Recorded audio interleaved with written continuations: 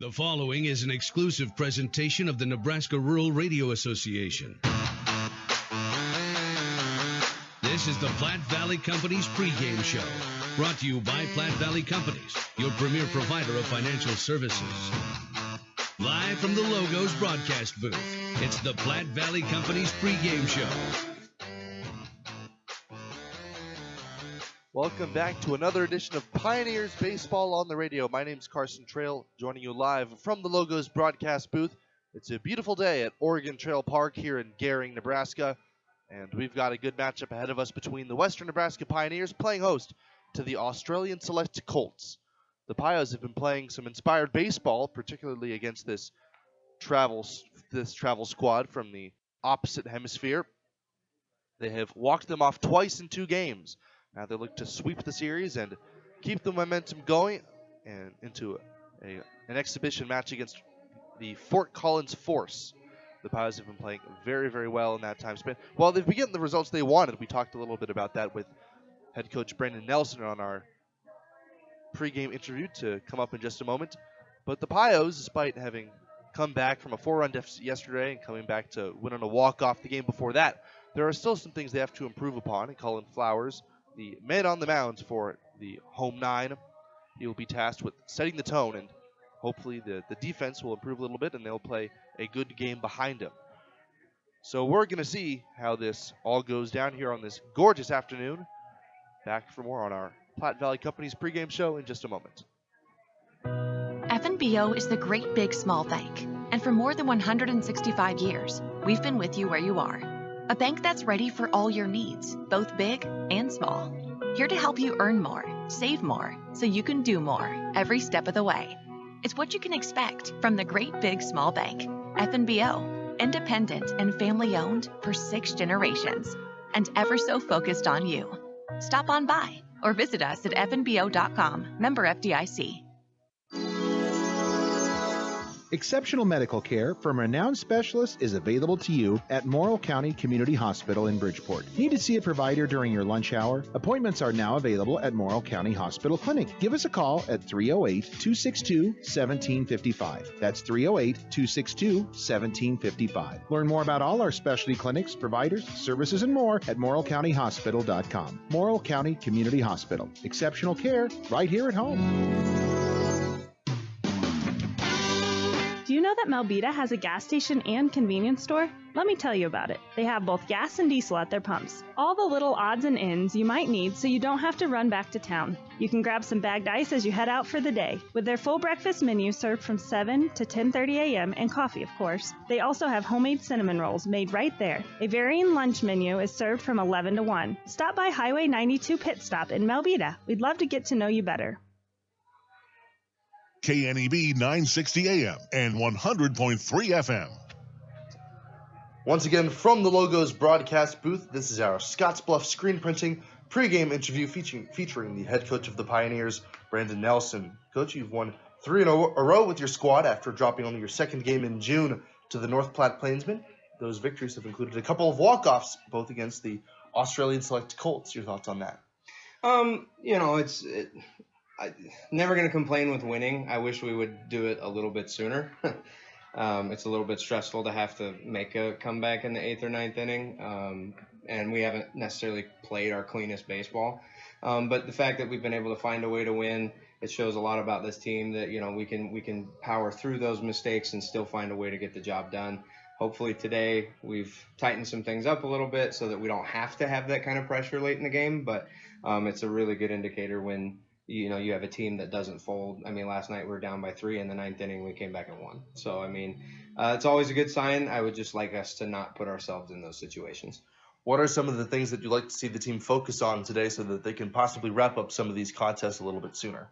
I think just like I said earlier, just cleaner baseball. We've been kind of shooting ourselves in the foot, especially defensively. I think we've got 9 or 10 errors in the past 2 games, which is just not good. So we have to find a way to limit that kind of damage, because that has been spiraling for us. We make a mistake, and then, maybe a play or two later we make another mistake, or that gets the pitcher, frustrated. And we've just got to find a way to flush those mistakes and move on. But I would like us to just limit those mistakes as best as we can. So I think just overall playing cleaner baseball. Offensively, we've been coming through when we need to. Pitching has been hit or miss. We've had some really good outings from people, and we've had some struggles that we've had to battle through. So if we could just find a way to put that all together, I think we're going to be in a good spot. But it's baseball, so you never know if that's going to happen. All right, you have some new personnel back in the lineup. Some guys returning after a much-needed weekend off. Aiden Orr, Brad Halleck, both back in the lineup today. And I guess what can you tell us about some of the changes that you've made for this afternoon's contest? It's just nice to have Aiden and Brad back in there. I mean, Aiden's one of the 3 top hitters on our team right now. I don't remember exactly what he's hitting, but I believe he's over 400. And he's just a really good bat and a good presence in the lineup for us. Plays a clean second base as well, so I'm excited to have him over there. And then Brad is Brad, man. Like, he's got some of the purest power I've ever seen, even though his lack of home runs. But he hits the ball harder than just about anybody I've ever coached. So that threat in the lineup is always something that is good to have, and pitchers have to find a way to get around that, and they usually aren't very successful. So it's just good to have 2 big bats in the lineup again, both who also play clean defensively. So it's just a real good boost. Another change of note, Jacob Mead is in right field today. He DH'd yesterday, and obviously we've seen him throw very hard on the pitcher's mound. Mm-hmm. Yeah, Coy is just a little sore, kind of banged up. So typically, Coy would be our center fielder, Isaiah would be in right, either Garrett or whoever else would be in left. But, giving Garrett a day off defensively, let him hit, because he is swinging a pretty decent bat. Isaiah is obviously he is our guy, so can't say enough good things about him. And he played a pretty good center field last night. Made one mistake, but he's talking about a kid who hasn't played center field since he was a freshman in college, which was 4.5 years ago. So for him to just hop up and say, yeah, I got it, like that, it was huge for us, because one of our center fielders is still gone because of the break, and then Coy obviously needing some extra time. He's dealing with some just soreness. So that was huge. And then having guys like Jacob Mead, who have the experience in the past of being an outfielder, and he actually played outfield for me a couple summers ago, so I know how he can be out there. So it's just one of those things where, we're lucky to have a lot of guys who can play multiple positions, including one who doesn't typically do it but can do it. And that's what he's out there today. And he's a pure athlete, and he's going to find a way to do that for us. And lastly, what can you tell us about Cullen Flowers, who is making the transition from the pen into a more starting role? Cullen's been really good. We've got to cut through some of the early mistakes. That's his big thing right now, is it's like get through the first inning, and then, he locks it in. It's just always that first inning when he goes out on the mound that it's kind of taking him a minute to find his groove, but when he does, he's been great. So today I'd really like to see him be more aggressive early, not so much all over the zone trying to, nickel and dime or whatever he may be doing, but see him get through a first inning cleanly, because I think he's just going to go from there in a really positive way for us, because usually that's his issue, is that one inning that bites him. He throws way too many pitches, or he walks a lot of guys, or whatever it is. But once he gets through that, he's been great. So hopefully today we're taking another step forward and getting through those first inning woes. Can't wait to see him on the mound. Thank you, Coach, very much for your time. This has been our Scottsbluff Screen Printing pregame interview. See Shane and his crew at Scottsbluff Screen Printing for all of your summer sports needs. Back for more on our Platte Valley Company's pregame show, including our national anthem and the lineups, next. Ryan's Welding and Trailer Sales in Scottsbluff is your authorized PJ trailer dealer, as well as a full-service welding and fabrication shop. As your PJ dealer, they have lots of options, from dump trailers and bumper pull dumps to equipment tilts, super wides, car haulers, and utility. These PJ trailers are built in Texas to hold up to the hard-working professional using them. Come see the quality for yourself. 1110 Avenue B in Scottsbluff, or call 308-575-0710 to find what you're looking for. If it's not in stock, they can get it for you. Ryan's Welding and Trailer Sales. Dooley Oil has been providing great service since 1968. You can find us located at 2475 10th Street in Gearing, with a total of 5 locations to serve Wyoming, Nebraska, and Colorado. Hi, this is Brian from Dooley Oil, letting you know that we have hydraulic, coolant, and engine oils, as well as grease in stock and on hand. Our drip oil and Blue Ribbon Death comes in a variety of sizes from 2.5s to totes. Delivery available. So for all your ag, commercial, lubricants, and fuel needs, trust the folks at Dooley Oil. Thank you for your patronage. Dooley Oil, committed to you. Nora is a Runza insider. Yeah, little secret for you. You know Runza burgers? I do know them.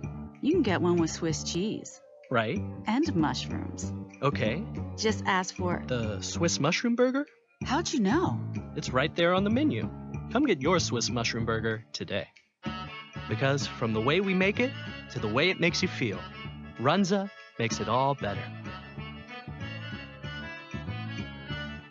KNEB 960 AM and 100.3 FM. So the Pios and the Australian Select Colts about to get underway. We have Matthew Dennis as our umpire today, after I got in some spare catcher's gear and called the balls and strikes yesterday. Matt Dennis in the middle of our mound visit between head coach Steve Fish of the Colts and head coach Brandon Nelson of the Pioneers. The Pios wearing their bright blue uniforms with red trim sleeves, red numbers, white pants, and their star-spangled socks.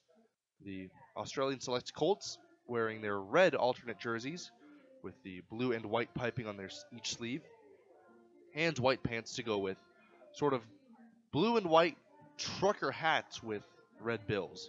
The logo on that is also fairly interesting. It's the United States, like the emblem of the United States, like the landmass, the country, with some baseball scenes inscribed in a white fill. So, although Australia they're from Australia, they have no real reason to be representing the stars and stripes. They come out and they are sporting the emblem of America, of all places. Time now for our starting lineups. It is Brady Bloss leading things off for the Colts and playing right field. Dylan Marks is playing shortstop and batting second. Jackson Berry is in center field, batting third. Sebastian Alvidrez is at first base. He is batting fourth. Henry Fovinci, he is in left field, batting fifth.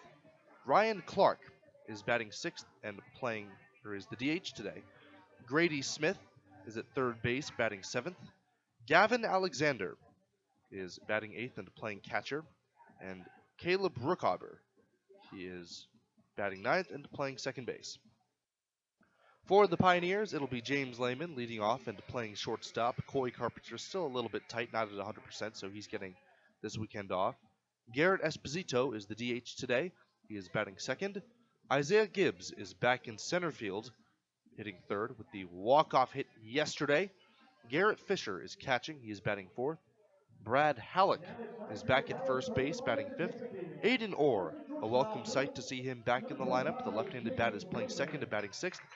Cam Schneider is at third base. He is batting seventh. Austin Burkhoff is batting eighth and playing left field. And Jacob Mead, the relief pitcher and outstanding two-way player for the Pioneers, is in right field, batting ninth. So, the Pios hoping to be a little bit more convincing with their victories. They walked off and really had to make some late comebacks in their past two contests against this travel team from the Southern Hemisphere. Some of the keys to that, keys to the game, in fact, are presented by Team Auto Center, home of the lifetime warranty on every new vehicle from Team Auto. Our keys to the game will be announced in just a moment. But first, let's pause briefly for our national anthem.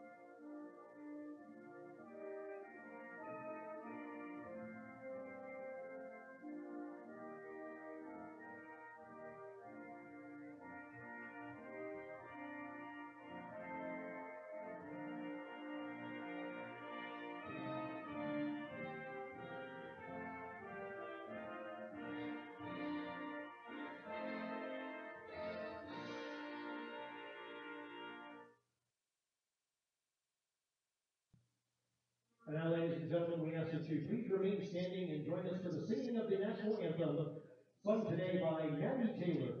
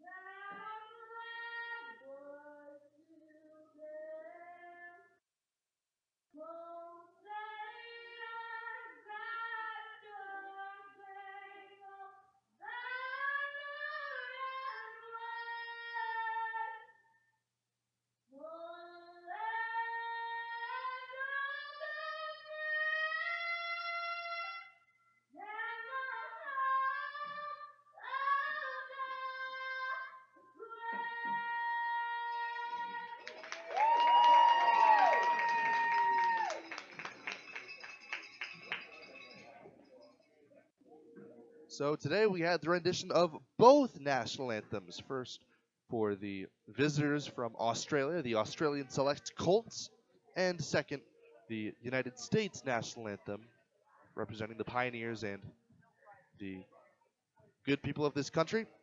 Just about to get underway here at Oregon Trail Park, and taking the mound will be Cullen Flowers.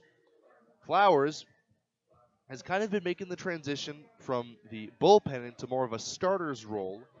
Let's take a look at what he's been doing his past couple of outings. He's had pretty good numbers, despite the ERA not quite lining up with all of that. His previous outing was against the North Platte Plainsmen as part of a Pioneers victory. In 4 innings pitched, he allowed 2 earned runs on 5 hits, 3 walks, and 2 strikeouts. And part of the reason why he's so good is because he really loves attacking the zone.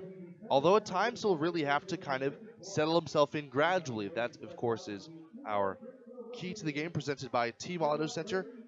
Cullen Flowers has to get settled in early. Once he's in the zone, once he's locked in, he can be very, very effective. He's got a good fastball and a very sharp breaking ball, almost like a slurve.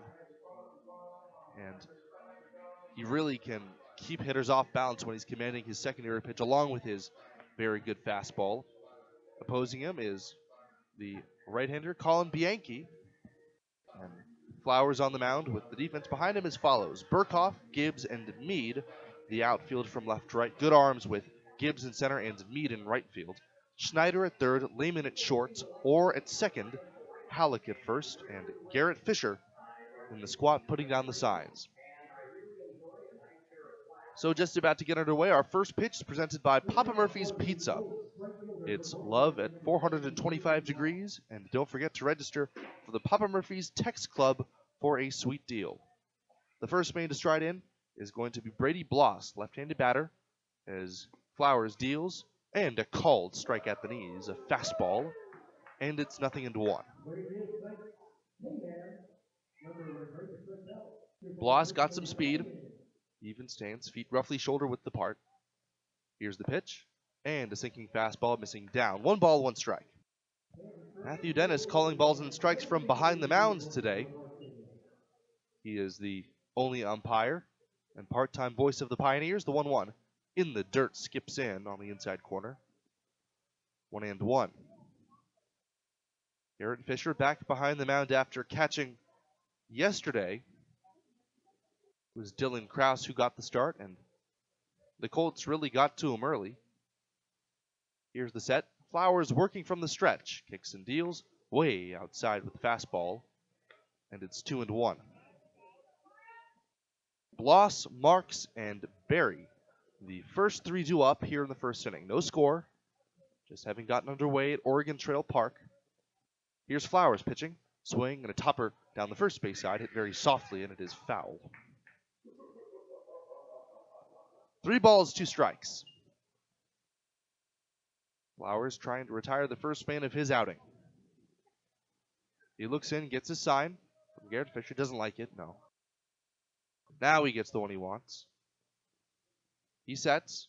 Now he deals. It is off the inside, ball 4. Didn't miss by a whole lot, but that's how this game gets started with the leadoff walk.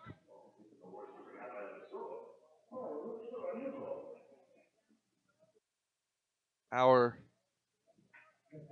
game stats are presented by Advantage Chiropractic. Taking a look at Cullen Flowers' stats this year, he has a 5.62 ERA. Made his first start last time. There's a step-off throw to first, and diving in safely, Brady Bloss. The hitter now, Dylan Marks, the shortstop today, batting right-handed. Flowers deals a strike on the outside corner. 0-1. That was a fastball. It's really his bread and butter that he establishes it early. Of course, his off-speed stuff looks so much better off of that. There's the ball down and away. Looks like that the hitter Marks had thoughts about going after it, but the count is even. Bloss off of first. The leadoff man got some speed. Here's the pitch. And a late swing and a foul back to the screen, 1-2. No score here in the first inning. The Australian select Colts up for the first time against Cullen Flowers. Right-hander against right-hander. Flowers. Slide step in the pitch. Way outside. Looked like he hurried himself there. A nice lunging effort from Fisher prevents that one from going to the backstop. 2 balls and 2 strikes. On deck, the dangerous center fielder, Jackson Berry. Flowers waits. Now he pitches. Up and inside, 3-2. That one was not all that close. In fact, it forced Dylan Marks to kind of duck out of danger there.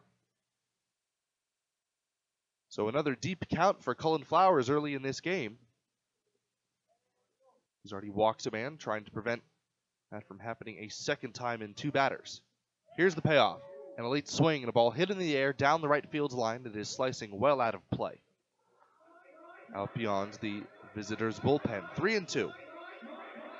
One more time to Dylan Marks. Jackson Berry waiting on deck. Flowers trying to avoid starting a rally for free. First base side of the rubber, the right-hander. Deals. Way outside and low ball 4. It goes to the backstop out of the reach of Fisher. He takes a hard bounce off the padding and trickles back to that catcher. In any case, had that been a strike or a ball, Dylan Marks, or rather Brady Bloss, would have advanced a second. But now he'll do so without much exertion. As Marks works the walk.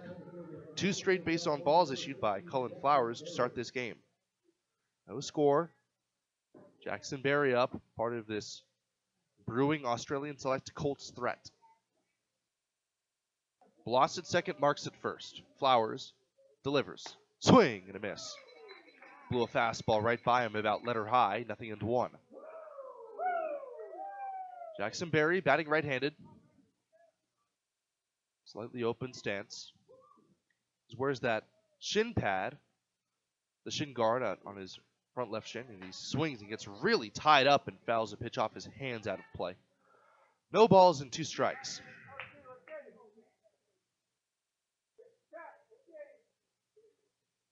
Nothing to nothing, the score here in the top of the first inning.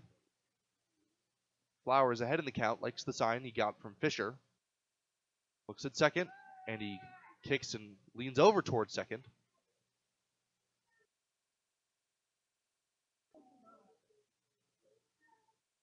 Oh, 2. Here's the pitch. Low and away, a fastball missing. 1 ball, 2 strikes. Cullen Flowers, only his second starting assignment of the year. He's really at his most effective when he's using a strikeout pitch as the 1-2 comes in, and it hits him. So, well, hang on a minute now. Matt Dennis, the field umpire for today, say either he might have leaned into it or it hit the knob of his bat. It was hard to tell from up here. But either way, Jackson Berry back with a wry smile on his face. Still 1-2. Nice break for Cullen Flowers. Here's the pitch. Curveball upstairs. 2 balls and 2 strikes. 2 runners aboard with nobody out. A couple of walks issued by Cullen Flowers early in this outing. He's really laboring here in the first despite there not being damage as of yet. Here's the stretch and the pitch. Down and away, ball 3. So Jackson Berry, after being down 0-2, now has a chance to work the walk.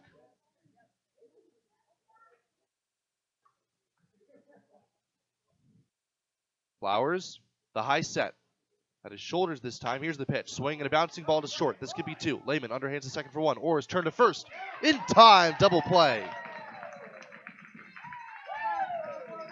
So that's exactly what Flowers was looking for there on the play. Bloss advances to third. But a 6-4-3 twin killing. And Cullen Flowers that much closer to getting out of trouble here in the first. Up next, Sebastian Alvidrez. Alvidrez, strong right-handed batter, as Flowers pitches, and a called strike 1 at the knees with a fastball.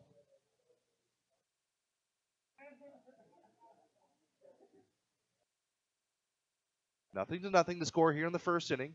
The 0-1, down and away. Breaking ball missing, evens the count. Henry Fovinci on deck would be next. In the meantime, Alvidrez is up with Bloss at third. Here's the pitch from Flowers. Breaking ball down and away. 2-1. 2 walks and then a double play. That's how it's been here for the Australian Select Colts here in the first. Flowers waits. Wait on his back leg. High leg kick in the pitch. Up and away with a fastball. 3 balls into 1 strike.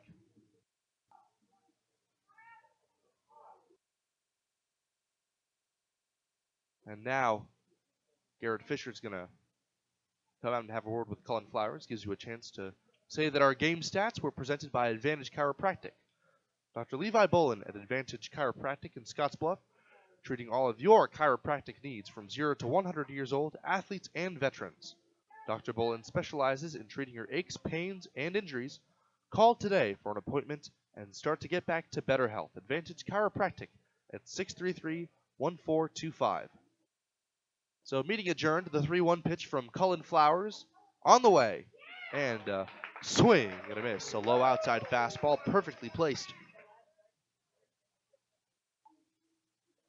And the count is full.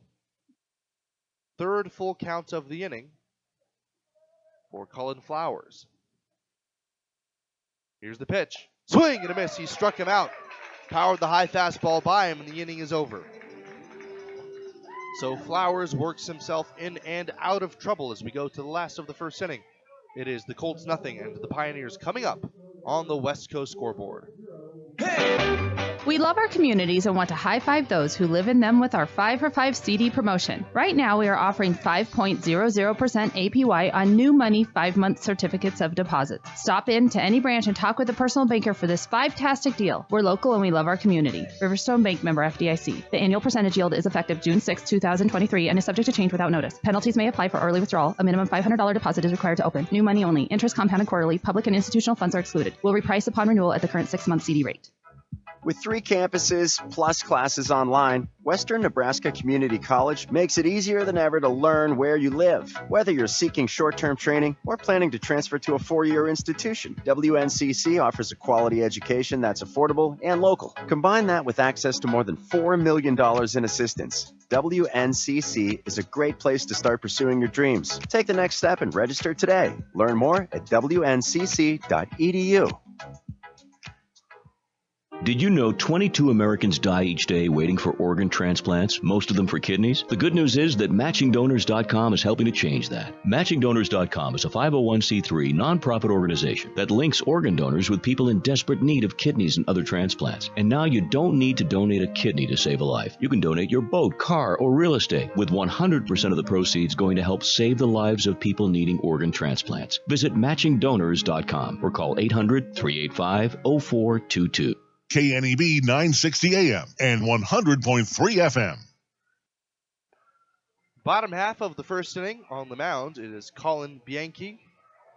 Bianchi hails from the United Arab Emirates, one of multiple international players playing for the Australian Select Colts, the big and well-built right-hander on the mound to face the Pioneers in a scoreless game. Pios in and out of trouble after a couple of walks were one forced out on a double play ball. The second stranded at third base on the strikeout by Cullen Flowers. 0-0. James Lehman, the first man up for the Pioneers in the home first inning. Lehman has been swinging the bat very, very well. Left-hand batter, lots of discipline, lots of power from Wofford College. He strides in toward the back of the batter's box once again against Colin Bianchi. Infield pulled slightly toward his pull side as Bianchi slide steps, and the first pitch misses down low. Might have been the changeup there. 1 ball, no strikes. It is Alexander doing the catching, Grady Alexander. Smith at third, Marks at shortstop, and there's a fastball outside, 2-0. It is Rookhauber at second base, Alvidrez at first, Fovinci in left, Barry in center, and Bloss in right. 2 balls, no strikes. The slide step in the pitch is hit in the air out toward left center field. Gliding over Barry, he reaches up and makes the catch for out number 1.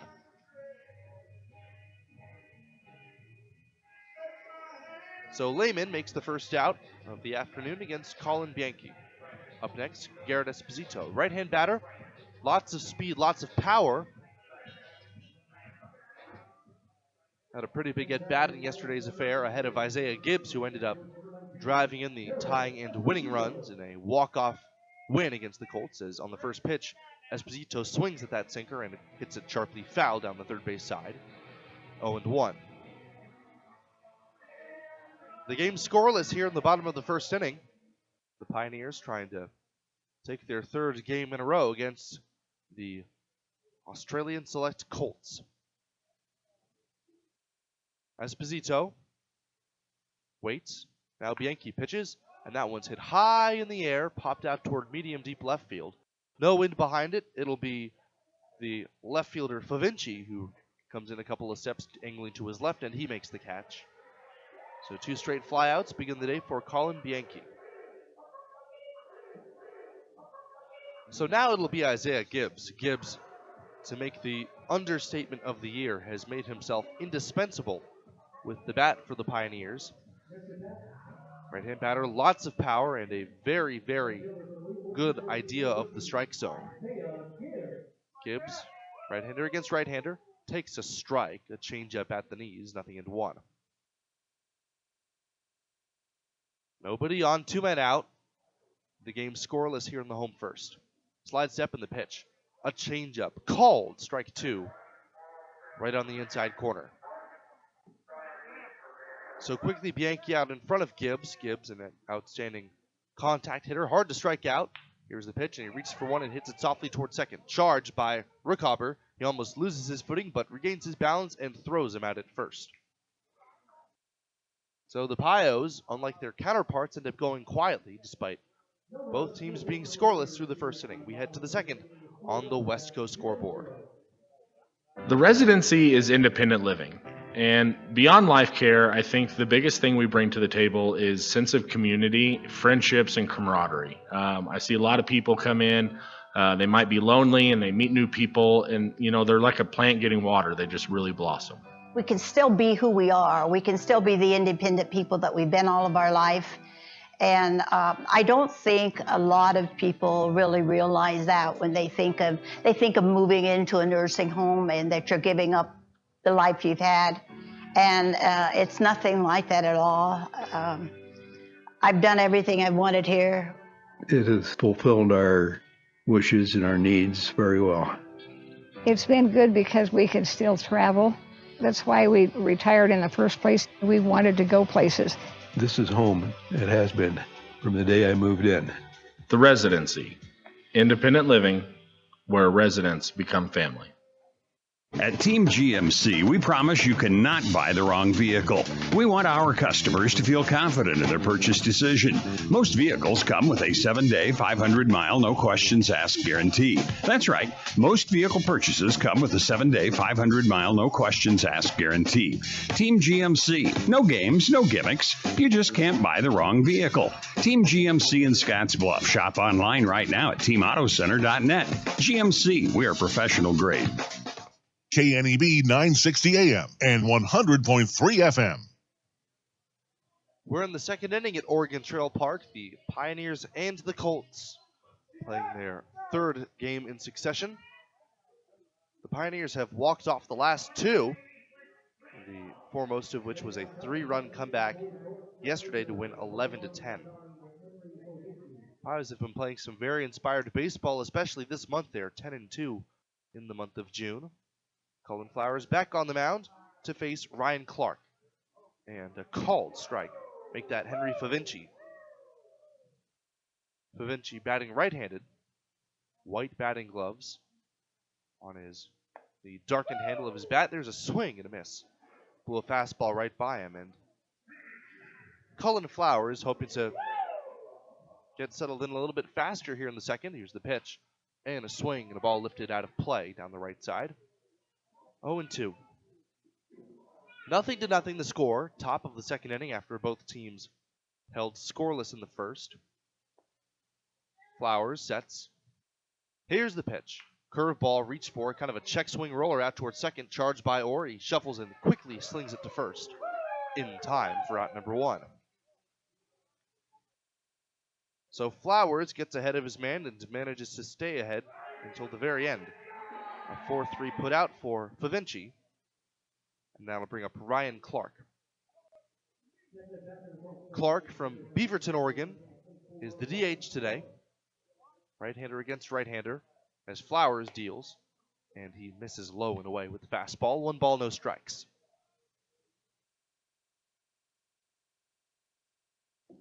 No score in the second as Flowers deals. And there's a shot hit deep down the right field line. It is slicing, and it is well fouled. Mead, the right fielder, gave pretty good chase, but that one sliced well out of play. Out beyond the 320-foot marker. 1 ball, 1 strike. Clark, yesterday's catcher, getting to rest his legs a bit. Here's the pitch. Low and inside, a breaking ball almost hits him. 2-1. Cullen Flowers, much more around the zone in his second inning of work as the 2-1 is a breaking ball called strike 2. Breaks over the inside part of the plate. Count even at 2. Score tied at 1 here in the top of the second. On deck, Grady Smith. 1 out, nobody on. The 2-2 up and away. With the fastball, tried to get him to chase, but he did not succeed. 3-2. Flowers shakes off Fisher. Now he likes his sign. Set out the letters, and the pitch is strike 3 called. Matthew Dennis rings him up on a well-placed fastball in the low outside corner.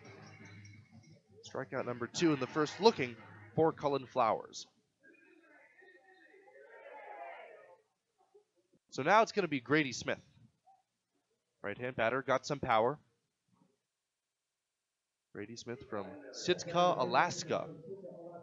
A lot of Pacific Northwest natives making the trip down to the southern hemisphere and then back to their home country. The pitch is a foul up and out of play down the right-hand side. Excellent weather here in the Gering-Scottsbluff area after this region saw more than its fair share of severe weather. Not a cloud in the sky. There's a swing and a hard hit ball on the ground to third. Schneider has it, takes his time, and makes a strong and accurate throw across the diamond to Halleck. Out number 3. So, as is par for the course for Flowers, he labors in the first and then shuts him down in the second. 1-2-3 go the Colts as we head to the bottom of the second. 0-0 the score on the West Coast scoreboard. We all like to save money, and we all like to save time. So why not save money and time on your auto insurance? At Battle Creek Mutual Insurance, we offer a way to do both. Enroll in our EFT payment option and save 5% on your auto insurance premium.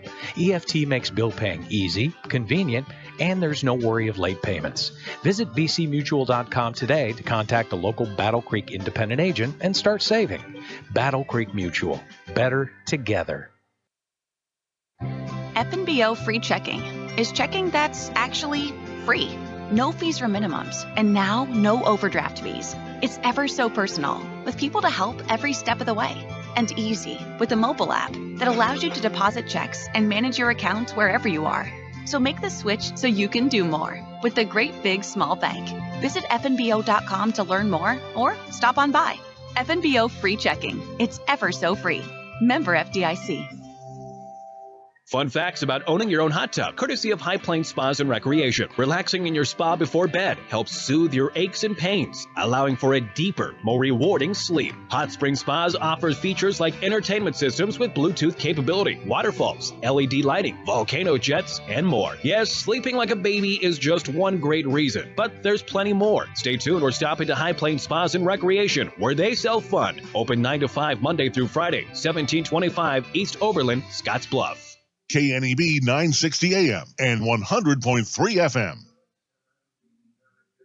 Here in the bottom of the second, it's a scoreless game here at Oregon Trail Park. It is going to be Garrett Fisher, Brad Halleck, and Aiden Orr. The heart of the lineup due up against the right-hander for the Colts, Colin Bianchi. Bianchi, a very pedestrian bottom half of the first inning. Garrett Fisher trying to get things started for the Pios. Right-hander against right-hander. And the first pitch, a sinking changeup that's fouled away down the right side, and it's 0-1. Fisher, very talented right-handed batter, a very versatile defensive piece. He is the only catcher available this weekend for the Pios, and that's where he's been the past couple of contests. There's a strike called on the inside corner. 0-2. Fisher chokes up slightly, crowds the plate a little bit too. The 0-2 is swung and hit foul. Down toward the on-deck circle and out of play. Fisher, Halleck, and Orr. Couple of righties and a lefty due up against Bianchi. Here's the pitch, and Fisher strikes out swinging. That looks like the breaking ball and had some spin. And Fisher is dispatched for Bianchi's first strikeout. So 4 straight retired by Bianchi to start out his day. And that'll bring up Brad Halleck. Halleck, big, strong, right-handed batter. Waits for the first pitch and bounces it foul toward the Pios dugout down the third base line. Strike 1. Halleck, a guy with a lot of power. We haven't seen a whole lot in terms of home run power here this season. We're already past the halfway mark. Halleck has quite a few doubles, but no home runs. Fresh entrant into the transfer portal. He waits, wide stance. Bianchi pitches, and a smash, a nasty hop over the third baseman Smith's head. It's down the left field line. Halleck takes the turn and ultimately pulls up after Favinci picks it up cleanly and fires it in. The throw actually came back behind first base and looked like there was a ball dropped or something or other. No chance for Halleck to advance. That's the game's first hit. He's at first ahead of Aiden Orr. Boy, he really hit that one hard, and the field, which has really been battered and bruised by hailstorms and severe weather, not a friendly bounce right off the lip of the grass. And there's a smash past the reach of the first baseman Alvidrez down the right field line by Aiden Orr. Coming to second and hustling his way toward third base, Halleck. The ball is picked up near the line by Bloss and fired in towards second base. 2 straight shots hit first by Halleck and then by Aiden Orr. So the Pios in business against Bianchi after they've been really waiting on that first pitch changeup. And that'll bring up Cam Schneider. Pios a chance to score first. 0-0 here in the home second. And that'll bring up Cam Schneider. Right-hand batter. He's also got some power. The incoming freshman at Fresno State. Slide step in the first pitch. In the dirt. With a sinking changeup. Out of the crouch to get it, Alexander. He looks the runner back at first. 1 ball, no strikes. 1 out, runners at the corners. Halleck at third and Orr at first. Bianchi. Slide step in the pitch. Swing and a little roller up along third base, and it's foul. Picked up by head coach Brandon Nelson. A ball and a strike. Schneider. Sporting the more modern look today. Bleach blonde hair flowing out the back of his hat. Rather his helmet. Here's the pitch. And a smash under the glove of the third baseman Smith and down the left field line. Halleck had to freeze to make sure that got by the third baseman without being caught, but he scores easily. And Aiden Orr advances to second. Another ball that was just scalded, this time by Cam Schneider to force in the game's first run. So it's 1-0 Pioneers after 2 straight just ringing singles are hit here in the second inning ahead of Austin Burkhoff. Burkhoff today in left field. Another very versatile player. Turns away from an inside fastball and wears it just above his numbers. Didn't look like it hurt all that much. So he jogs to first and the bases are loaded. First hit batsman of the game for Bianchi, and he's really struggling. Now facing Jacob Mead. Mead, a switch hitter. Batting right-handed today. Got power from both sides. A little bit strange to see him come up righty on righty. Here's Bianchi's first pitch. Up and inside, and that hits him. That will force home a run. Second straight hit batsman. So now that forces home Aiden Orr. Schneider goes to third, Burkhoff to second. And now the catcher Alexander coming out to have a word with them. However brief, things quickly showing signs of souring for the right-hander Bianchi. 2-0 Pioneers after the bases loaded, hit by pitch. And that'll bring up Lehman. 5 straight have reached after Garrett Fisher struck out. 3 singles and now 2 hit batsmen. 2-0 Pios ahead. Lehman, the left-hand batter, a chance to extend that. Open stance, weight on his back legs. Doesn't wait back far enough and rolls the first pitch weakly down the first baseline, foul.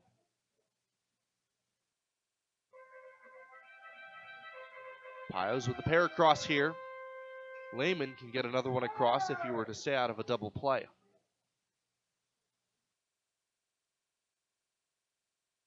Here's the set by Bianchi. Just above the belt, slide step in the pitch. A called strike. On the outside corner, 0-2.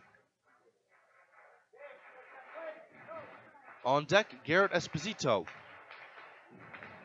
Lehman probably looking to shorten up here and keep the line moving. Bianchi pitches. And a curveball, little flare out into left field. And that's going to fall, base hit. Schneider is in to score. Burkhoff had to wait to make sure that one landed. So he's going to advance no farther than third base, but an RBI single by James Lehman. And an excellent 2-strike at bat. 3-0 Pioneers, another crooked number well on the way ahead of Garrett Esposito. Base is still loaded now for Esposito. Right-hand batter, lots of power. 1 out, bases loaded here in the second inning. Esposito, the DH today, waits. Bianchi's first pitch is a swing and a miss over the top, a changeup, and it's 0-1.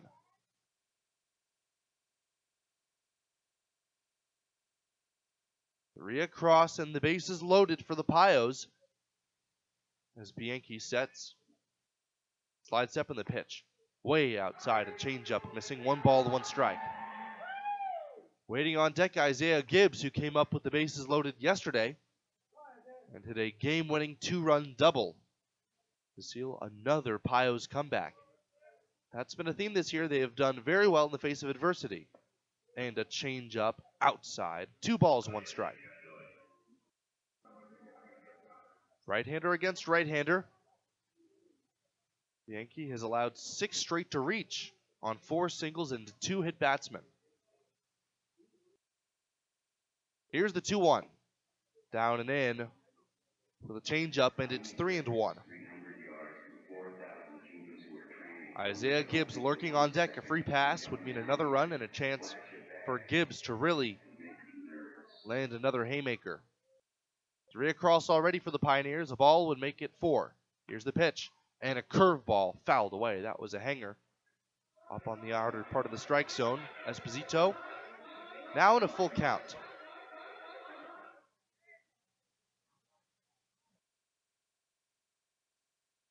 Bianchi looks in, gets a sign. The set. Slide step in the pitch. In the dirt, ball 4. It clangs off the helmet of the catcher Alexander and trickles out gently in front of home plate. Burkhoff gets to just walk home, scoring the 4th run of the inning for the Pioneers. After all that, that's the first walk issued by Bianchi ahead of Gibbs. Action now in the Colts bullpen. Now Isaiah Gibbs, right-hand batter who grounded out in his previous trip, up against Bianchi. 4 across already and still only 1 man out. First pitch, a big breaking ball outside, 1-0. 4-0 Pioneers. One swing of the bat could double that tally. A big lead off of second base. One of the trailing runners, Lehman, as Gibbs steps out. Nobody holding Lehman. He's not the lead runner, with Meade at third base. And with the runner at first, Garrett Esposito. The pitch, swing and a hard hit ball foul down the third base bag. Just past Meade and past the bag on the foul side. A ball and a strike to Isaiah Gibbs. Bases juiced. The runners from third to first, Meade, Lehman, and Esposito. 1 man out, infield's playing double play depth. For the first baseman playing in. There's a swing and a miss. A curve ball, and it's 1-2. Gibbs swinging for the fences that time.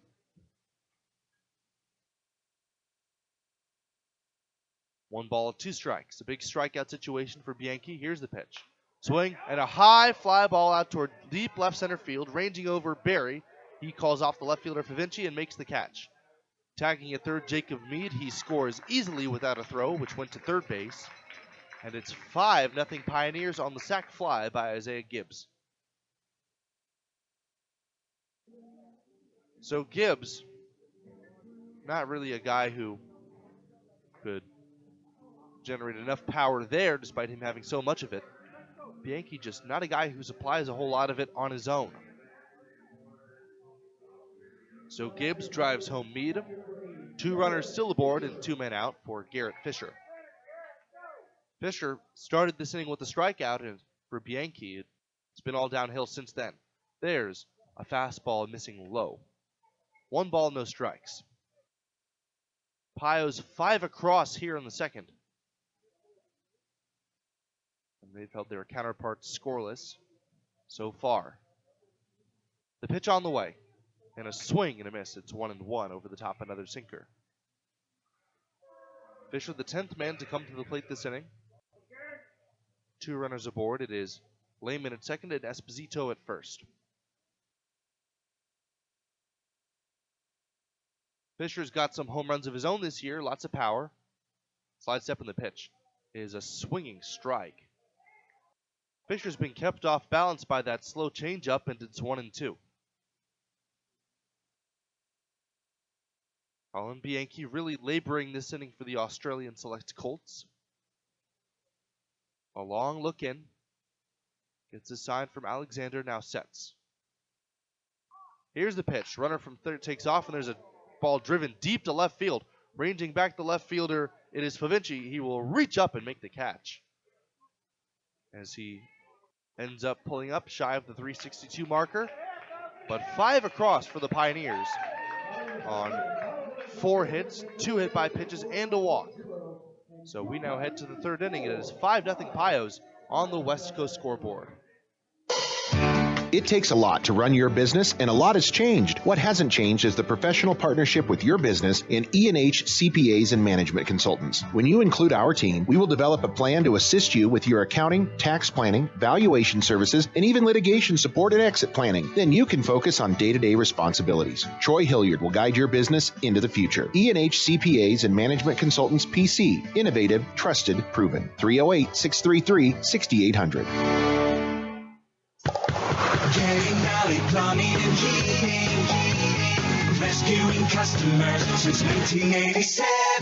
At Gearing Valley Plumbing and Heating, we are excited to be your first call when you need a new HVAC installation, repair, or just want to fix that old plumbing system. Our qualified technicians are ready to provide you with a variety of services to get you up and running. Rest assured, we will save the day. Gearing Valley Plumbing and Heating, rescuing customers since 1987. There are a ton of social networking websites, but one stands apart for a very special reason. This one saves lives. It's MatchingDonors.com. MatchingDonors.com links organ donors with people in need of kidney and other transplants. In the U.S., 19 people die each day waiting for an organ transplant, most of them for kidneys. If you've ever considered becoming a living organ donor, or if you have someone in need of an organ transplant, visit MatchingDonors.com. Home of the greatest gift of all, the gift of life. MatchingDonors.com. KNEB 960 AM and 100.3 FM.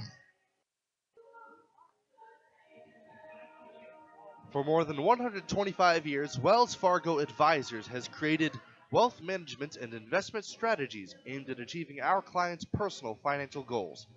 Call Ryan Windhorst at 632-7561. Together we'll go far, Wells Fargo. Cullen Flowers back to the mound with a 5-run lead. That's the margin by which the Pios are in front after a 5-run last of the second inning. Here in the third, it's 5-0. The Pios playing for a series sweep against the Australian Select Colts. It'll be Gavin Alexander, Caleb Rookhaber, and then Brady Bloss, the 8, 9, and 1 hitters, up against Flowers. The order set to turn over for the visiting 9 for the first time today. So Flowers, an opportunity to get a shutdown inning. First, the right-handed batting, Alexander. Alexander from Anchorage, Alaska. Even stance, not all that physical of a fellow. As Flowers hits the outside corner with the first pitch fastball, and it's 0-1. Flowers attacking the zone after walking the first 2 men he faced this game. Still has not allowed a base hit. There's a fastball high, and it's 1-1.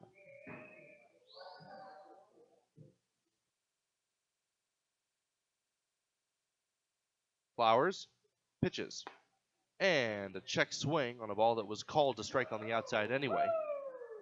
1-2. A little bit wider of a zone than yesterday. Flowers looking to capitalize on that as he kicks and deals his 1-2 pitch inside. And were it not for Alexander jutting his hips out of the way, you might well have worn that one. 2-2. Right-hander against right-hander. Infield playing straight away. The pitch, breaking ball down and away, 3-2.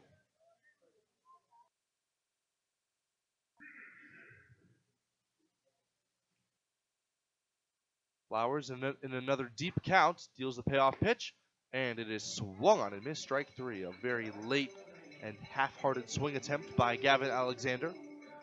That's the third punch-out in as many innings for Cullen Flowers, ahead of Caleb Rookhaber.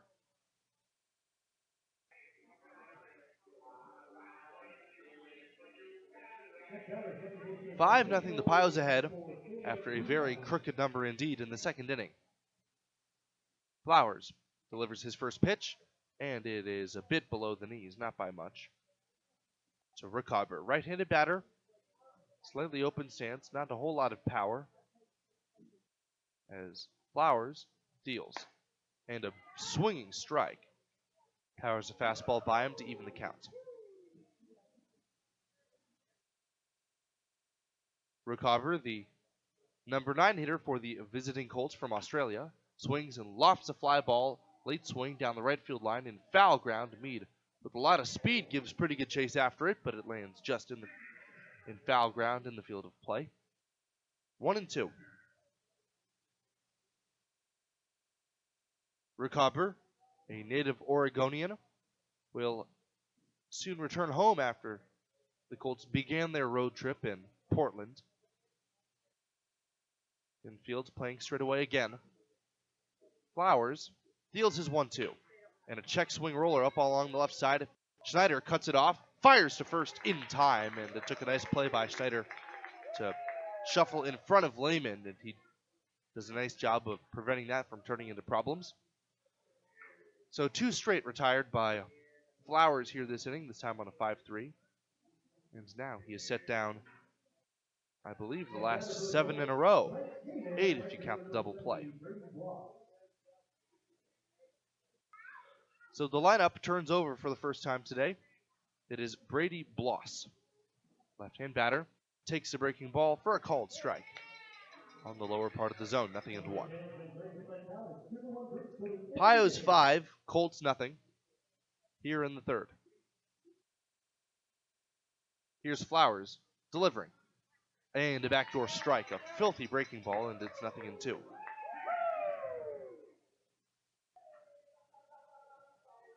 Flowers trying to end this inning with the strikeout. Gets a sign from Fisher. Now the pitch is a swing and a miss, strike 3. A high outside fastball, and Bloss came up empty. 4th strikeout of the day for Flowers. As we head to the last of the third inning, it is 5-0, the Pioneers ahead on the West.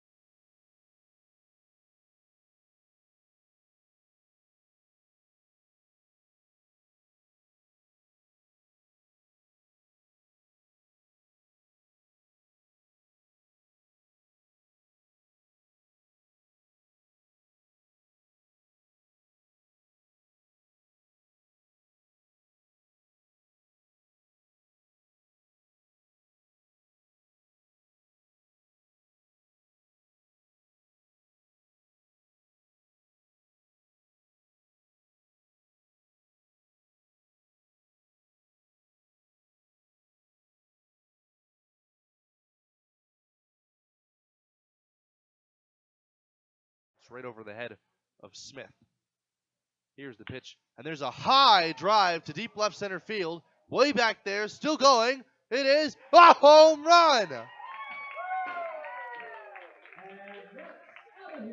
Halleck, at long last, gets in the home run column, and it's 6-0 Pioneers. A solo shot that sailed right out over the 362 marker by the floodlights.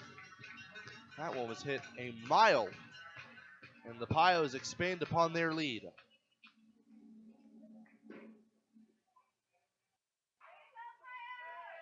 That had to have felt pretty good for Halleck. Halleck had really a guy who's been known for his home run power, as Aiden Orr takes a strike. And now we finally get to see what all the fuss is about. Brad Halleck in the home run column to make it 6-0 Pios, as Orr swings at a changeup and dribbles it foul, 0-2.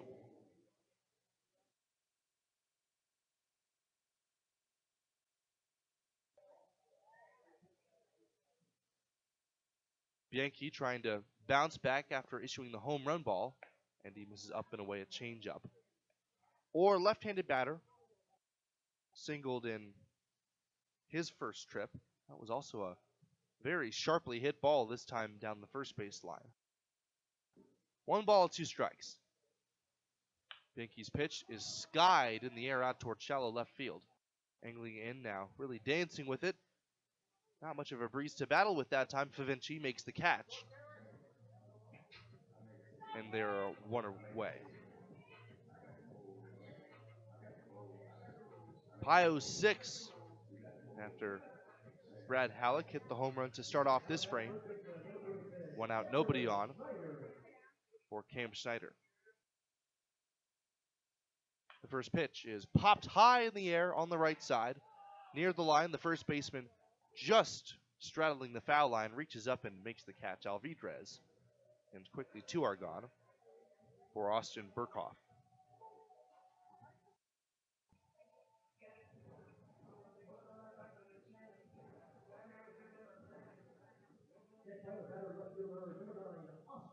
Burkhoff was hit by a pitch and later came around to score. Bianchi, with nobody on, just blows through his set and gets a changeup in there for a strike. 0-1. Bases empty, 2 men out. Here's Bianchi pitching, and a breaking ball misses high. 1 ball, 1 strike. Bases empty for the right-handed batting Burkhoff as he turns into one that misses inside. Another changeup, and it's 2-1. 6-0 Pios, and the pitch is reached for and lined out toward shortstop on 1 hop to Marks. He throws to first, and it's in time to get Burkhoff. A nice play by the young middle infielder to end the inning. So 1 run on the home run by Brad Halleck, his first of the year, extends the Pios lead to 6 as we head down to the 4th inning. On the West Coast scoreboard, the score is 6-0 when we come back. Paul Reed Construction, the leading general contractor in the Panhandle, is now hiring heavy equipment operators, diesel mechanics, general laborers, and concrete laborers. Paul Reed is proud to serve western Nebraska, Wyoming, South Dakota, and Colorado for over 35 years. A valid driver's license with a clean record required. For a complete description and requirements for all open positions and to inquire about pay and benefits, apply in person at Paul Reed Construction, 2970 North 10th Street in Gearing. Paul Reed Construction is an equal opportunity employer. Hey folks, Dave Ramsey here. If you're looking for a great place to keep your money, I'm a huge fan of local community banks like our friends over at Riverstone Bank. At Riverstone Bank, their decisions are made locally, and Riverstone Bank gives back to the community. Go visit our friends at Riverstone Bank. They are community strong with the same people you know and trust. Visit bankriverstone.com for more information. Riverstone Bank, member FDIC. Do you know that Melbita has a gas station and convenience store? Let me tell you about it. They have both gas and diesel at their pumps. All the little odds and ends you might need so you don't have to run back to town. You can grab some bagged ice as you head out for the day. With their full breakfast menu served from 7 to 10:30 a.m. and coffee, of course. They also have homemade cinnamon rolls made right there. A varying lunch menu is served from 11 to 1. Stop by Highway 92 Pit Stop in Melbita. We'd love to get to know you better. KNEB 960 AM and 100.3 FM. Cullen Flowers back to the mound, looking for a second straight shutdown inning. He will have to face the 2, 3, and 4 hitters. It is Dylan Marks, Jackson Berry, and Sebastian Alvidrez. Flowers, since a rocky first inning, has looked very sharp, and he managed to get out of the first without allowing a run. And for that matter, he has not allowed any base runners other than by way of 2 walks to start out this game. Pios 6, Colts nothing. Pios playing for the sweep and hopefully trying to put this one away early on. Right-hander against right-hander as Marks waits. And a fastball down low. A ball ends, no strikes. Russell's Automotive, your family-owned go-to for all your quality automotive repair needs. Visit Russell's Automotive, and a fastball skips in the dirt, and it's 2-0.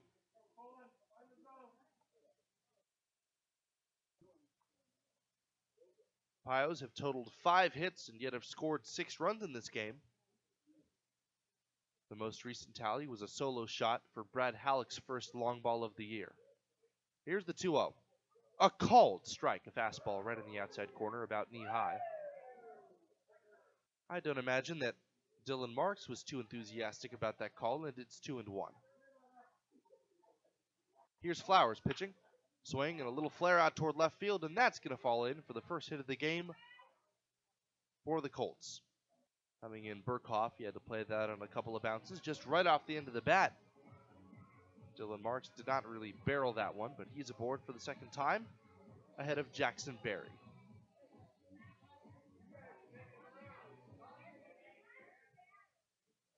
6-0, the Pios ahead. Jackson Berry bounced into a double play his last time up. Facing Flowers for the second time. Once again, the middle infield playing for a pair. Halleck holding on Marks at first base. The first pitch. Called, strike 1. Good fastball in the outside corner.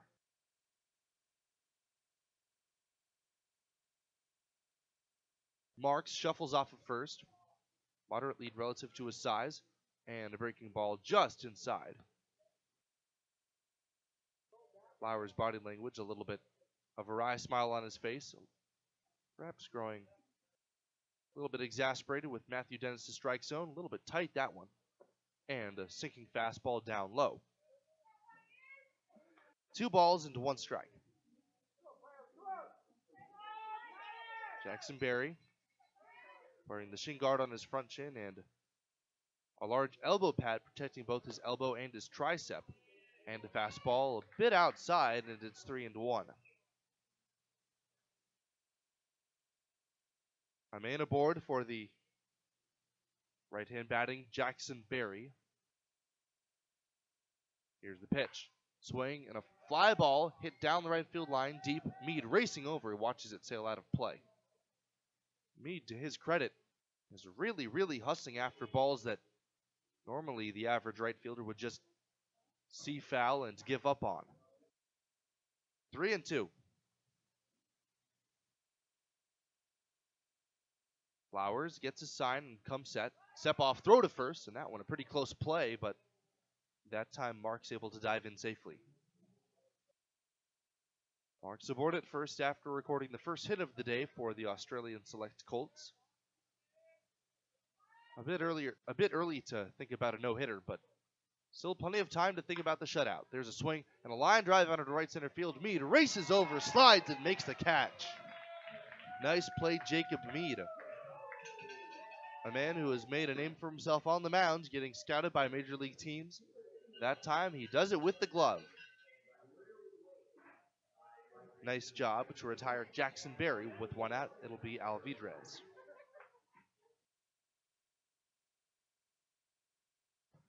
6-0, the Pios ahead. Flowers from the stretch. Deals. And a good curveball in there, called strike 1. To Sebastian Alvidrez. Alvidrez struck out his last time up as he waits. And Flowers deals. Curveball missing high. Fisher up out of his crouch to glove it. 1 ball, 1 strike. Infield playing for a pair. Step off and a throw to first. Another close play, but again, it is Marks diving in safely. Interesting to note, it's typical that you see a pitcher kind of save his A move for later on, but that time we saw his best pickoff move both times. There's a sharp slider in there at the knees, and it's 1-2. 1 out, runner at first. Here's Flowers pitching. Curveball hit off the hands and lifted out towards center field. Coming on and in, Isaiah Gibbs, he makes the catch. He's going to fire to first base. It pulls Halleck off the bag, and it would have been a pretty close finish anyway. Trying to double him off first. Marks manages to scurry back. So it's your classic F8. And that'll bring up Favinci. Favinci, right-hand batter, up with the runner at first, and now 2 men out. Marks has stayed put after the leadoff single. First pitch, up and in, a fastball missing. 1 ball, no strikes. Pios 5 across in the second and 1 across in the third. 6-0, they lead. Here's the pitch, and a fastball swung on and missed, strike 1.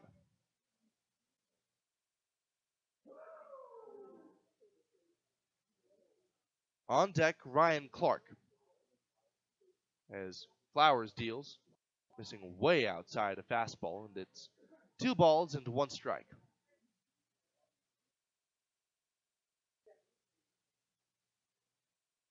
Flowers swivels his shoulders to check on first, sets, and deals. Possibly a fastball or a slider missing upstairs. It's 3 balls and 1 strike.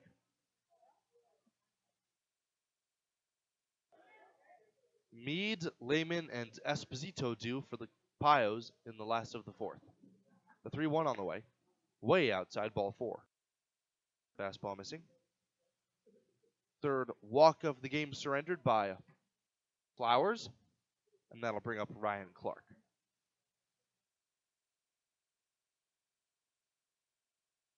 Clark batting right-handed as Fisher goes out to have a word with his pitcher. Contact Jennifer Yodialis, your local 5-star lender, with Castle and Cook Mortgage for a simple, friendly, and fast loan process for your home purchase or refinance. Contact Jennifer today. Castle and Cook Mortgage, the key to your castle. So now it'll be Flowers facing Ryan Clark. Clark, not a big guy, caught yesterday, the DH today. Swings and misses, strike 1. Clark, short red hair protruding out the back of his helmet, resting his legs as part of the long road trip for the Australian Select Colts. There's a breaking ball in there, strike 2 called, right at the knees. 2 runners on, 2 men out. Pios leading 6-0. As Flowers sets at the letters. Now deals. Fastball low and away. A ball and 2 strikes.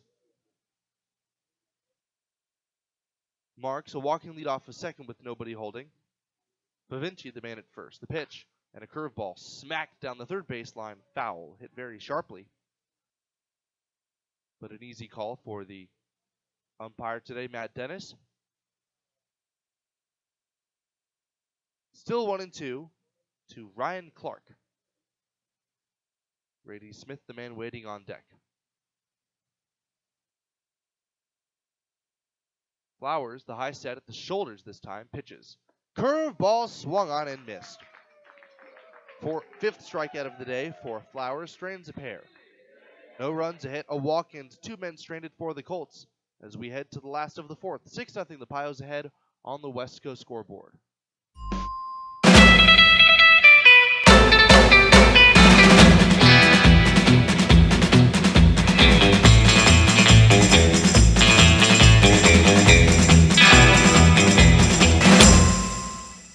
Who is Hydrotex? Hydrotex manufactures and distributes over 300 different high-performance lubricants, including fuel conditioners, hydraulic and transmission fluid, and more. We've been helping customers improve their operations for more than 80 years with products made in the USA. We sell directly to customers and can even deliver right to your door to offer excellent service and value.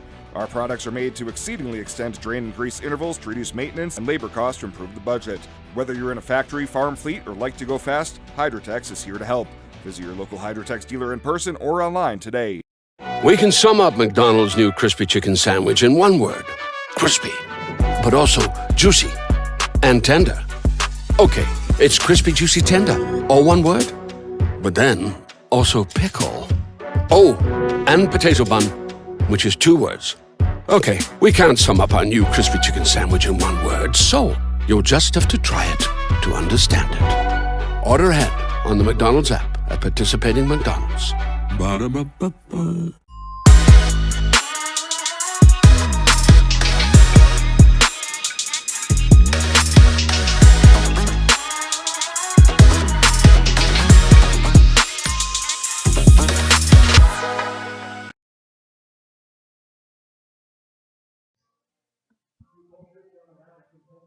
Bottom of the fourth inning, the Pios well out ahead of the Australian Select Colts, 6-0 the score. They scratched across 5 back in that second inning against Colin Bianchi, who has since been removed from this game. On the mound now, it is going to be Brendan Eberle. Eberle, the right-hander, hailing from Bend, Oregon, just a couple of hours outside of Portland. He is on to face Jacob Mead and then the top of the Pios lineup.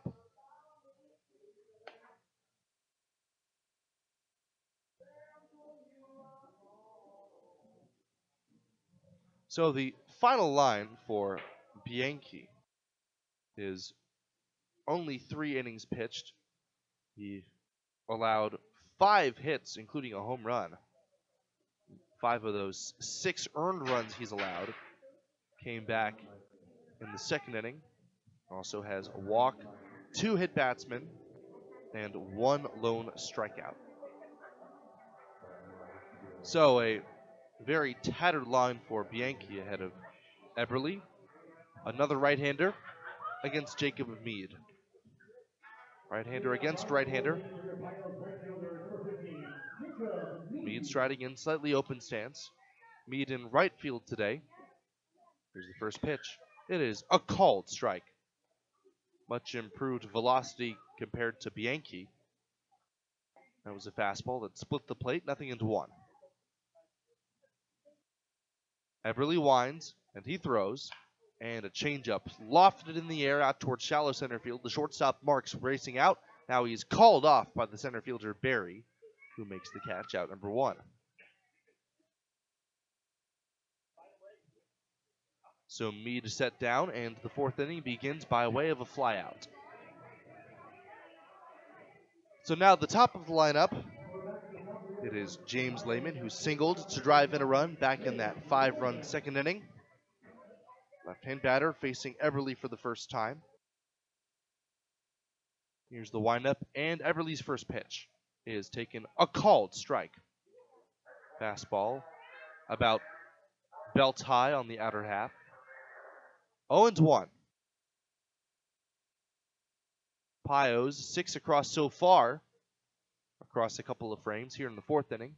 1 out, nobody on, and a fastball down low. Didn't miss by a whole lot. And that evens the count. Eberle against the left-hand batting James Lehman. Lehman the shortstop today. The 1-1 is a swing and a miss, a high slider. And Lehman came up empty. 1-2. Infield's playing straight away. Lehman a very tough batter to strike out. Excellent bat-to-ball skills. The pitch is swung and rolled on the ground. Foul. That ball was hit sharply, but the grass that has lengthened over the past couple of days swiftly killed that momentum. Out near first base coach Connor Riggs.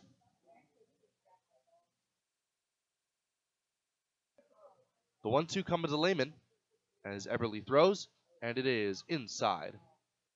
A sinking fastball trying to get that inside strike, and it's 2-2.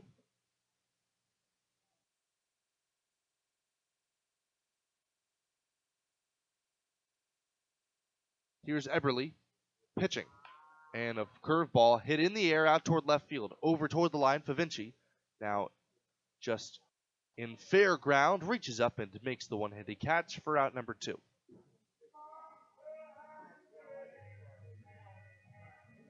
So the Pios with a couple of balls hit in the air ahead of Garrett Esposito. Esposito 0 for 1 with an RBI base on balls back in the second inning. 5 of the Pios' 6 runs have scored in that frame. They lead 6-0 as Esposito swings and misses. Comes up empty after offering it a letter-high fastball. 0-1. Here is Eberle. From the windup, he looks in. Expression shrouded by his glove, and the pitch is a breaking ball up and away, 1-1. Floyd's Truck Center, your commercial, farm, and feed truck center representing Freightliner, Western Star, and Harsh. Located at 322 South Beltline Highway East in Scottsbluff. Floyd's Truck Center.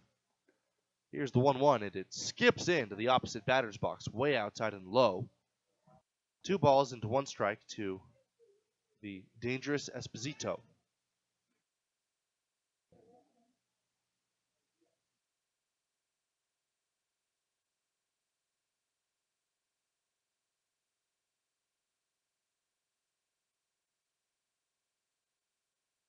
Everly pitches, and he misses low and away with the fastball. 3 balls into 1 strike.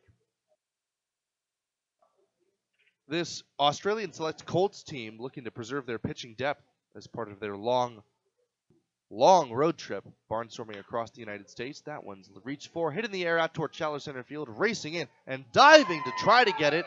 Barry, it lanes in front of him, kicks off his glove and trickles away toward shallow right field. Bloss is up with it though, and he'll hold Esposito to a 2-out single.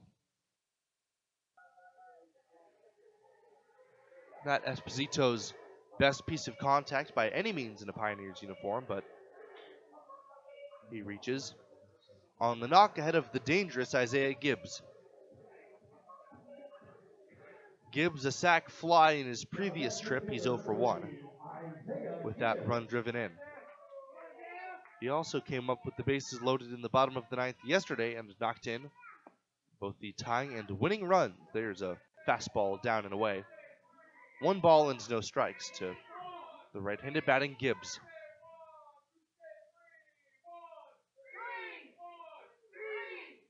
Here's slide step in the pitch. And that one got in on his hands a bit. It's popped up out into shallow center field. Once again, it's the center fielder racing in. Barry calls off the shortstop marks and makes the catch. And the inning is over. No runs, 1 hit, no errors, and a man left for the Pios as we head to the 5th inning. It is 6-0. They lead on the West Coast scoreboard.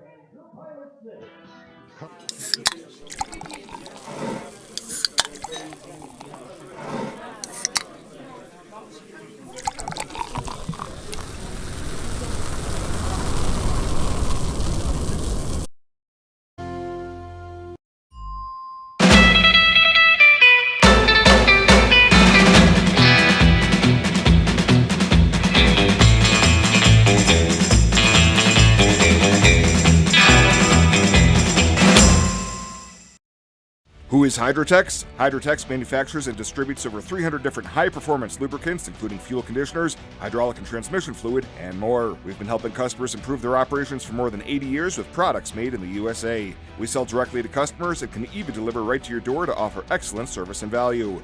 Our products are made to exceedingly extend drain and grease intervals to reduce maintenance and labor costs to improve the budget. Whether you're in a factory, farm fleet, or like to go fast, Hydrotex is here to help. Visit your local Hydrotex dealer in person or online today.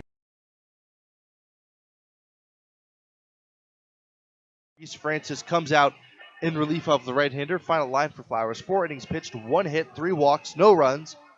Of course, not earned, and 5 strikeouts. So a nice outing in the books for Flowers. Let's take a look at what Francis has done over the course of this year, making a relief appearance today. He's often found himself as part of the starting rotation. He has totaled 9 innings to the tune of a 7 ERA. A little bit unsightly, but the strikeout numbers have certainly been there. 12 strikeouts to 2 walks. When he's been knocked around, it's been because he's been a little bit too aggressive in the zone. So Francis taking the mound against the 7, 8, 9 hitters, Grady Smith, Gavin Alexander, and Caleb Ruckhaber.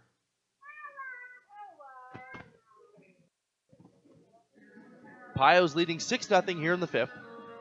This game progressing much faster than yesterday's affair.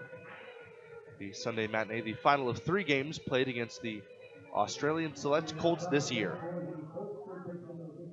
The Colts are from Australia, but that's not to say that they are exclusively Australian nationals. As Francis waits. Now he pitches. There's a swing and a hard hit ball past the third base bag. Foul. Just out of the reach of Schneider anyway. 0-1. At one point, the Colts recruited exclusively, typically from the Perth area, if you're familiar with Australian geography there, one of the major cities. The 0-1 from Francis, down and away, a fastball, 1-1. But over the course of the past few years under head coach Steve Fish, they've expanded their influence and reach to recruit from the United States and the Pacific Northwest, the United Arab Emirates. Fastball missing, down and away, 2-1. From Singapore, Indonesia, South Korea, and, of course, in Australia. They take a couple of months every year and barnstorm across the United States where they get exposure to college scouts. There's a swing and a hard hit ball down the third base line. A fair ball past the bag in the reach of Schneider. Racing around first and making a big turn. The runner, as the throw comes in, kicks off the glove of the cutoff man, Lehman. Austin Burkhoff probably would have had him out. That throw was accurate enough to the point where they would have had Grady Smith out by plenty, but he settles it first with a leadoff single. Second hit of the day for the Colts. And now it's Gavin Alexander. So right away, Francis will have to work from the stretch. Future teammate of Aiden Orr at Oakland University. Here's the pitch.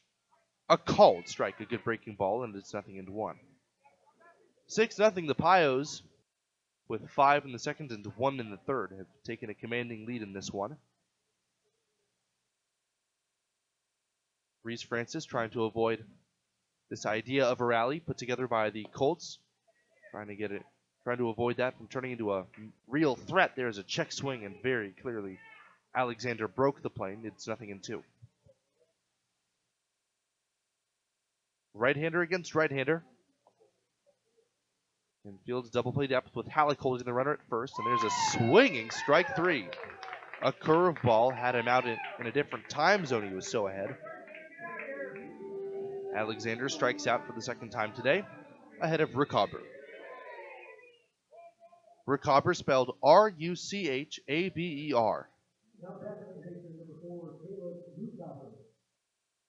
Ruchaber from Hillsboro, Oregon. Fluorescent neon yellow cleats. Kind of fading to white, blending with his pants. He squares a bunt and bunts it. It kicks foul, and that's where it dies. And it's picked up by Fisher, 0-1. So now it looks like the Colts are trying to turn up the heat a bit and make things interesting, trying to chip away at this 6-run deficit that they now face.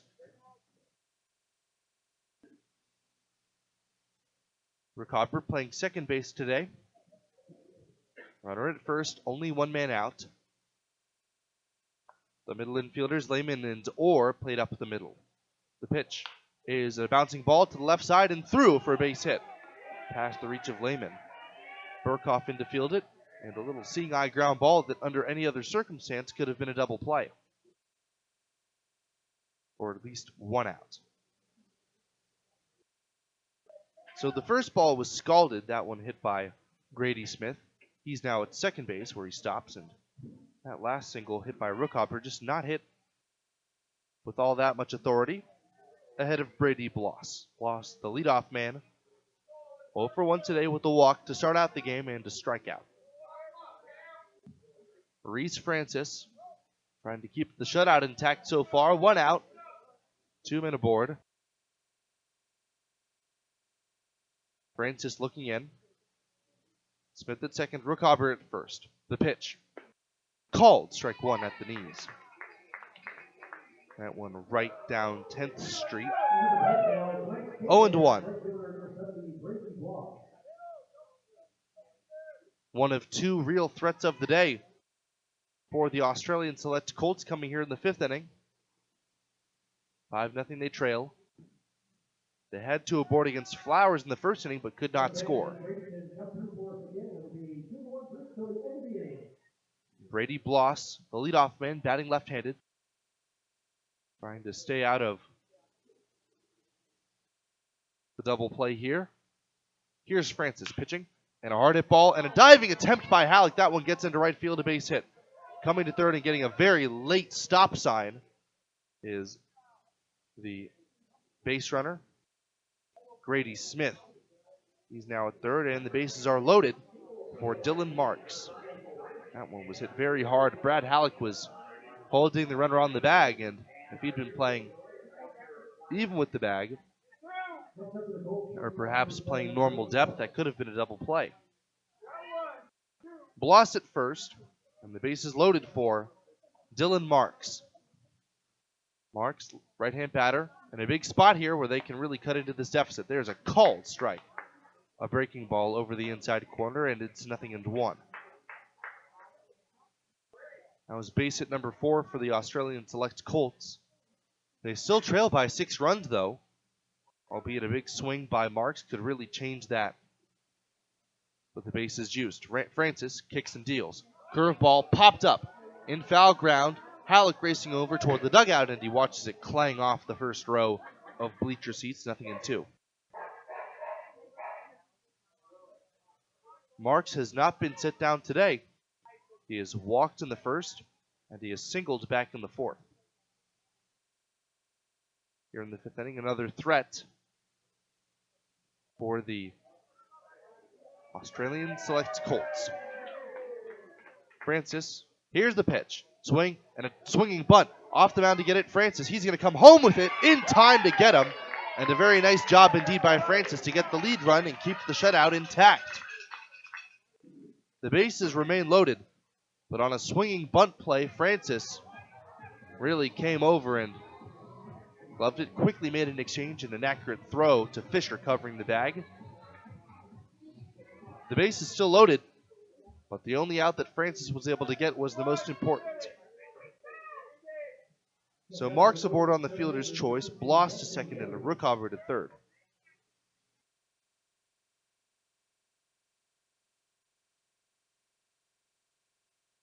Up next, the 3-hitter, Jackson Berry. The first pitch, a slider in there for a called strike. Looks like Berry tried to lean into that a little bit. No balls, 1 strike. 6-0 the Pios lead here in the 5th inning. Reese Francis sets out the belt. He pitches. Swing and a roller foul toward the third base dugout, 0-2. Francis has gotten into trouble. Now let's see if he can pull himself out of it. 3 singles into fielder's choice to pair with Francis's first strikeout. Bases loaded, 2 men out, and a 0-2 count. Francis gets a sign from Fisher. And now he steps off. Didn't like it. Digs in on the first base side of the rubber as Berry digs in to the right-handed batter's box once again.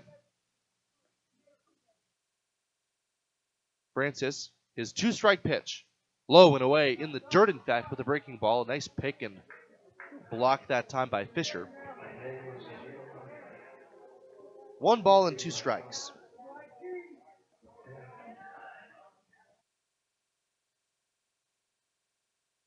Rookover at third, Bloss at second, and Marks at first. Francis trying to leave him loaded.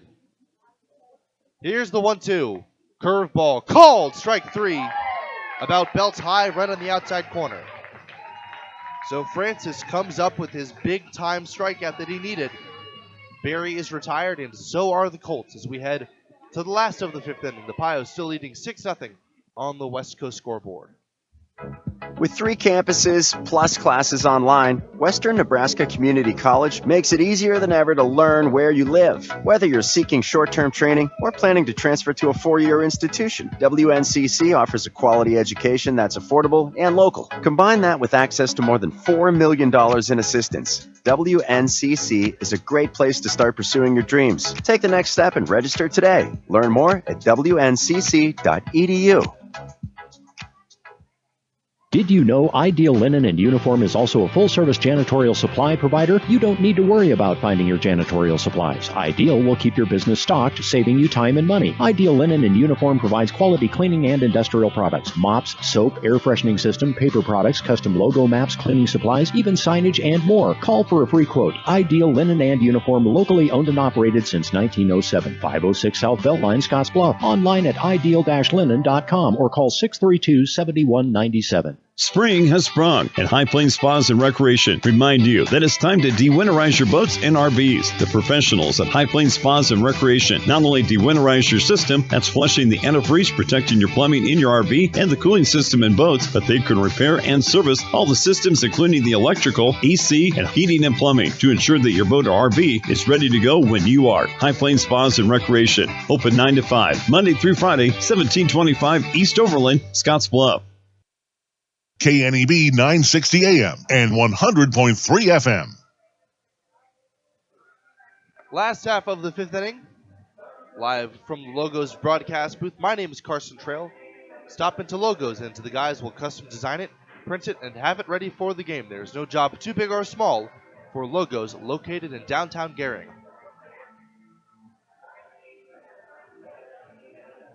So the right-hander back to the mound for the Australian Select Colts in the last of the fifth inning. It'll be Brendan Aberle. Aberle, right-hander against right-hander, facing Fisher, Halleck, and Orr, the heart of the Pios lineup. Fisher, in his third at-bat, waits and takes a big breaking ball up and away, ball one. Both of Fisher's at-bats were in the second inning. And unfortunately for him, he made two of the team's three outs. Here's the 1-0 pitch on the way. And it's a called strike on the outside corner, 1-1. Right-hand batter, lots of power. Very dangerous. As Eberle delivers. A big breaking ball up and in, 2-1.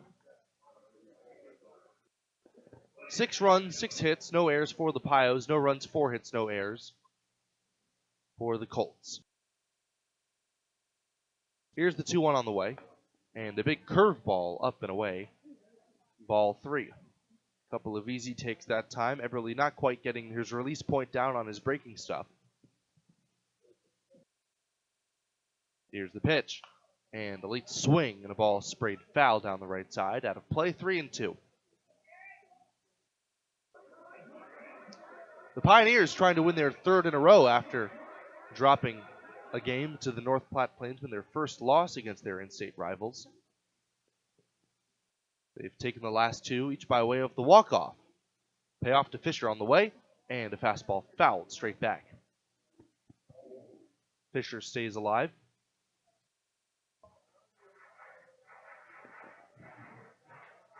Three balls, 2 strikes. Fisher starting things off in the home fifth for the home 9. Eberle kicks and deals, and the ball hit high and foul out of play down the right side. Still 3-2. On deck, Brad Halleck, who is 2 for 2 with his first home run.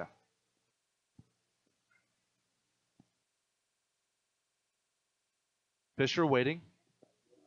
Another payoff pitch on the way. It is up and away, ball 4. Fisher aboard today for the first time as the cleanup man and the leadoff man this inning. First walk allowed by Eberle ahead of Brad Halleck. Halleck just crushed a ball his previous trip. And with the wind having subsided once blowing in, that carried out well over the 362-foot marker. Right-hand batter against the right-hander Eberle. Infield's playing him slightly to pull despite being at double play depth. And Halleck takes a strike at the knees, 0-1.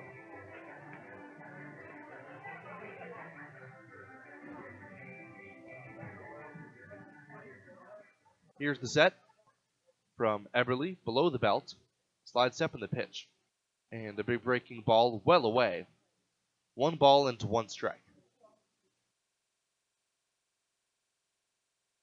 For all the scoring that the Pios have put together in the first couple of innings, they've really had to do the work themselves, save for a couple of walks and a couple of hit-by pitches.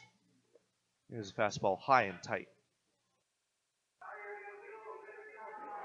I should say those one of those walks and one of those hit-by pitches, they drove in a total of 2 runs in that 5-run second inning. 2-1 to Halleck is a called strike, a breaking ball on the outside corner, and it's 2-2. Halleck kind of cocking his head, not quite agreeing with that call from Matt Dennis, the umpire for today. Here's the 2-2 pitch. Slide step and a sinker down and in. 3-2. Matt Dennis calling balls and strikes from behind the mound. He's had a pretty good zone so far, all things considered. 3-2. Slide step and a shot hit down the right field line. It is slicing, and it is a foul ball. By only a few feet, Matt Dennis, despite not getting the angle, really made the correct call, emphatically so. So Fisher, off to the races, now has to walk and catch his breath on his way back to first. 6-0, the Pios ahead here in the last of the fifth. Halleck trying to get his third hit of the day. Power to all fields. Palpable by his power to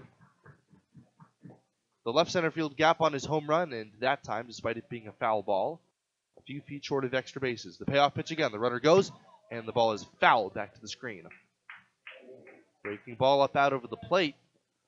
Not quite in Halleck's wheelhouse, who thrives more on pitches on the inner half of the zone. Still 3-2. Brendan Eberle trying to get Halleck to hit into his first out of the day and hopefully a pair if he were to hit a ground ball at somebody. Slide step in the 3-2, and Halleck strikes out swinging.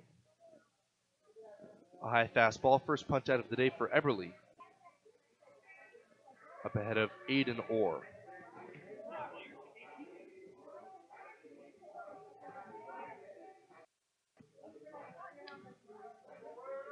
Ryan's Welding, selling PJ Texas trailers in a wide variety of sizes, as well as offering a full-service welding shop.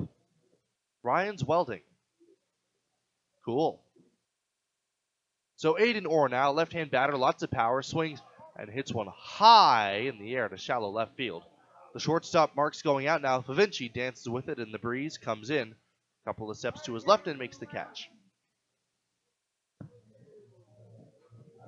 So a leadoff walk make things look so promising for the Pios.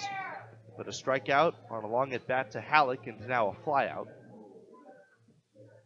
2 gone in a 6-0 ball game. The Pios ahead of Cameron Schneider.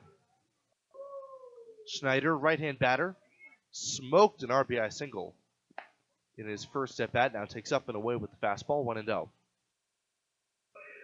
Fisher still at first, a threat to run, albeit his legs are probably pretty sore from catching the past 2 contests. Pios a bit short-staffed. This, of course, being a scheduled weekend off, turned into a scrimmage or a game against the Australian Select Colts. There's a called strike at the letters. Fastball, 1-1. Eberle. Slide steps and pitches. The runner takes off. Breaking ball. It is called below the knees, and the ball pops out of the glove of Alexander before he can make a throw. So Fisher steals a base. And it is, I believe, 3-1. Big 90 feet for Fisher in scoring position. An opportunity for Schneider to drive him in on a base hit. Eberle, the long hold and the pitch, and a foul back to the screen. That slide step from Eberle makes his fastball look a lot faster than it really is. And at times it'll really get in on the hands of Pios hitters. Schneider looked a little bit slow to react that time, but all the product of Eberle's deception.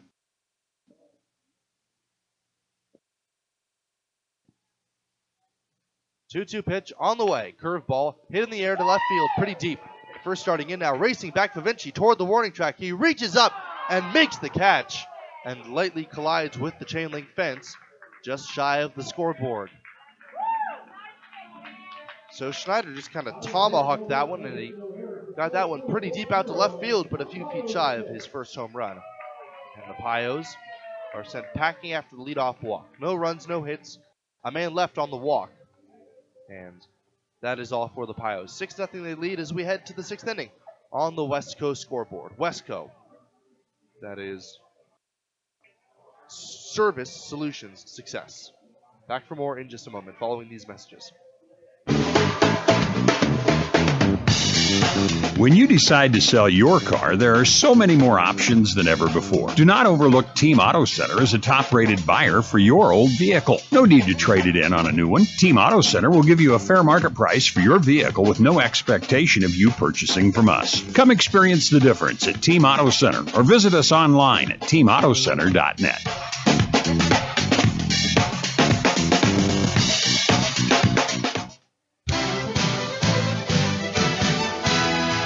What's your plan? Hi, I'm Kevin Carmody, Life and Health Producer at J.G. Elliott Insurance Center. Are you an individual needing life, health, disability, or long-term care insurance? Are you a business owner wanting to offer or enhance your group health and ancillary benefits? If so, give me a call at 308-635-2023. Together, we can build a plan that meets your needs today, tomorrow, and well into the future. J.G. Elliott Insurance Center, a Platte Valley company.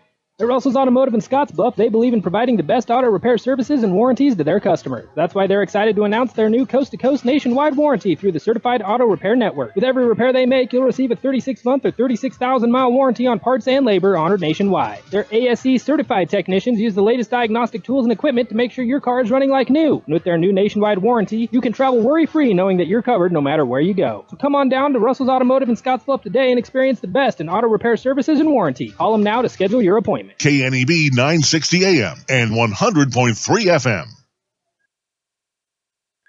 So we're in the 6th inning now.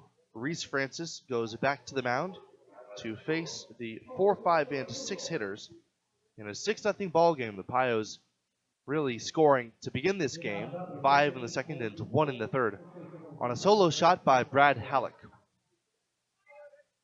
Francis in and out of trouble in his previous at-bat to face Sebastian Alvidrez. The first pitch is popped up in the air in foul ground. Halleck on the right side near the dugout, right with his feet on the warning track, reaches up, and he makes the catch and drops it on the transfer.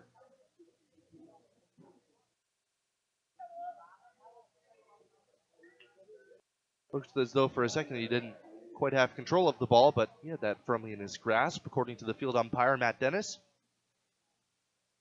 A welcome quick out number 1 for Reese Francis. Up next, Henry Favinci. He made a pretty nice play to take away extra bases from Cam Schneider, and he takes inside with the fastball. 1 ball, no strikes. 6-0 Pios here in the 6th. Francis, the second pitcher of the day for the Pios, winds, and he throws. Up and in with the fastball, 2-0. Favinci 0 for 1 today. He also walked and was stranded at first base in the 4th. Here's Francis pitching, and a swing and a bouncing ball to the left side. Charged by Schneider. He quickly gets the ball to his throwing hand and throws across his body to first in timeout number 2. Nice play by Schneider. That is one of those where you really have to cut the ball off as it makes its way toward the left side of the diamond. Schneider with great reactions, great speed, just snagged that one before it could get to the shortstop, Lehman.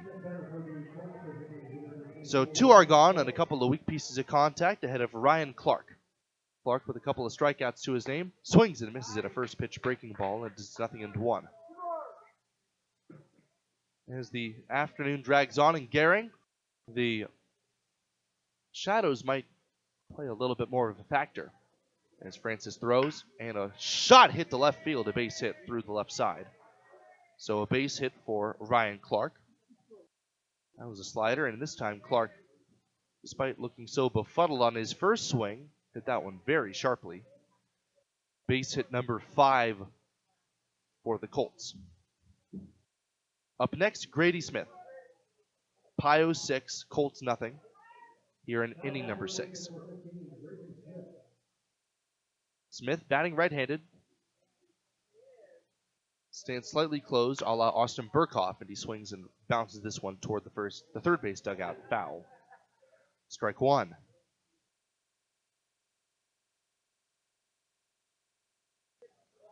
The pitching today for the Pioneers has been fantastic. First Cullen Flowers with 4 scoreless innings, and now Reese Francis with 2 outs, here in the 6th inning. The pitch, and that one's hit in the air out toward left field, racing in and playing it on a bounce, Austin Burkhoff. That's a base hit. Grady Smith hit that one on the barrel, but just didn't hit that all that hard. Almost a bit of a tentative swing. So with 2 outs, the Colts have something brewing on the second hit of the game for Grady Smith. Now, Gavin Alexander. One swing could cut the 6-run lead in half for the Pios. Alexander with a couple of strikeouts to his name. One coming against Francis, one against Flowers. Right-hander against right-hander. A long look at second. Now the first pitch. A called strike about belt high with the breaking ball. Nothing into 1.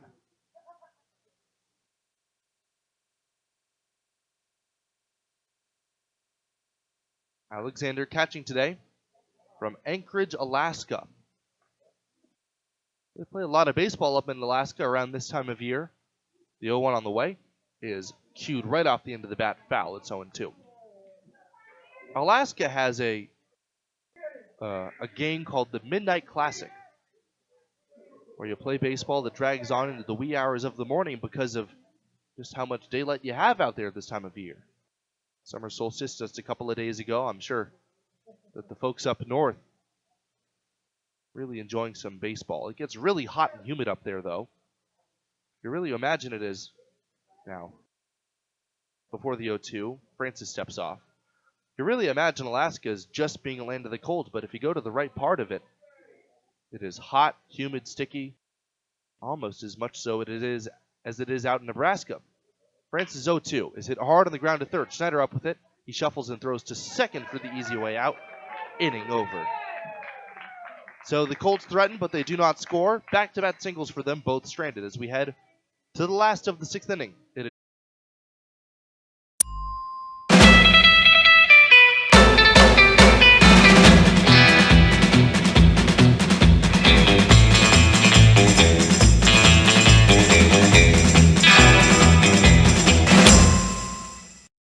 'Who is Hydrotex? Hydrotex manufactures and distributes over 300 different high-performance lubricants, including fuel conditioners, hydraulic and transmission fluid, and more. We've been helping customers improve their operations for more than 80 years with products made in the USA. We sell directly to customers and can even deliver right to your door to offer excellent service and value.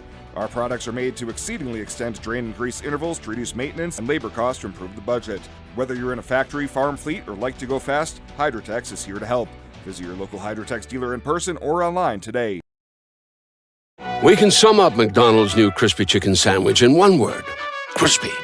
But also juicy and tender. Okay, it's crispy, juicy, tender. All one word.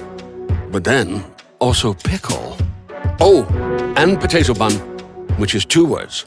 Okay, we can't sum up our new crispy chicken sandwich in one word, so you'll just have to try it to understand it. Order ahead on the McDonald's app at participating McDonald's. Ba-da-ba-ba-ba.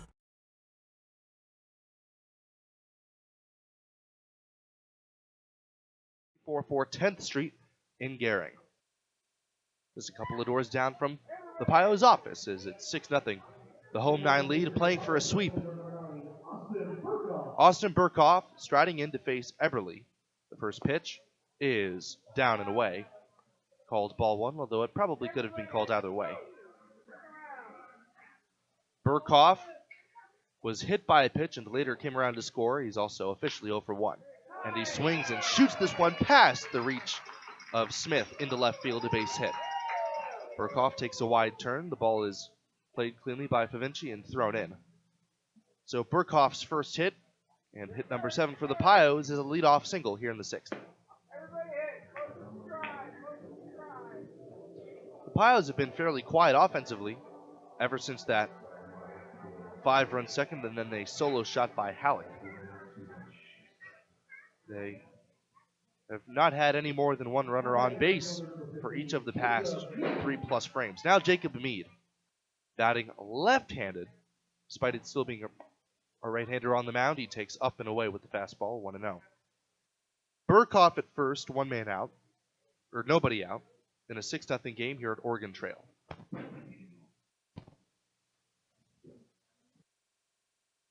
Mead took most of his cuts left-handed yesterday, as Everly Works from the stretch. Slide step and the pitch is a swing and a miss. In and out of the glove of Alexander.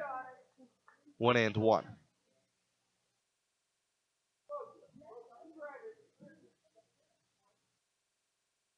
Burkhoff at first runs well with Alvidrez holding.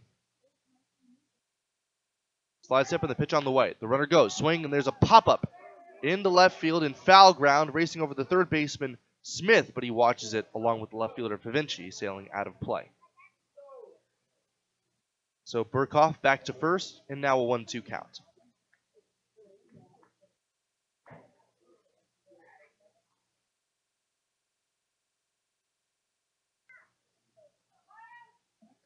So, Eberle with the new baseball, working from the center of the rubber, sets. Just below the belt. Slide step in the pitch. And that one's popped off the hands out of play. Meade might have expanded there, but he does well to spoil it no less. 1 ball, 2 strikes again. Trans Systems. It's a sweet haul in this sweet community. Visit driveteamgreen.com. Trans Systems. Another 1-2 to Meade. Runner goes, swing, and that one's popped up to the right side of the infield. Over the second baseman. He makes the catch, and fortunately for Burkhoff, he was really hustling back to the bag in plenty of time, not even drawing a throw. So Ruckhaber makes the catch just on the edge of the outfield grass. And that'll bring up the top of the lineup in James Lehman. Lehman today, 1 for 3 with an RBI single coming in that 5-run second inning. The scoring today front-loaded so far. They've actually been substantially out-hit by the Colts in the time since then. There's a called strike on the outside. Lehman didn't like it. Gonna have to stroll around and readjust. No balls and 1 strike. I myself was the home plate umpire yesterday, and the hitter said I did a great job, and that one misses off the plate away, 1-1. Who I did not talk to was the pitchers. And, typically you have either a hitter-friendly or pitcher-friendly strike zone. You can be consistent, but a lot of times one group will like you more than the other. The runner takes off. The pitch is called to strike a breaking ball in the inside corner, and there will be no throw. So Burkhoff swipes the bag and gets into scoring position for Lehman. 1 ball, 2 strikes. Run out, 1 out, runner now at second, and Austin Burkhoff. Lehman, slightly open stance, waits. A look at second. Here's the pitch, and it is called. Strike 3 at the knees, and this time Lehman knew it. Removes his helmet as he strolls back to the third base dugout. 2 outs now. Second strikeout of the day for Eberle. That'll bring up Esposito. Esposito, a tough out today. 1 for 2 with the walk and a run batted in. 6-0, the Pios ahead here in the 6th. Trying to expand upon that with perhaps an RBI knock. Infield still pinched toward the middle with the runner at second. The pitch to Esposito, up and away with the fastball. 1 ball, no strikes. No action in the Colts bullpen, although I don't know how much longer Eberle will be out there for. Bianchi only went 3 innings. We'll have to see how far Eberle is left out there. The 1-0 pitch, up and in. Esposito ducks out of the way of that one. 2 balls and no strikes.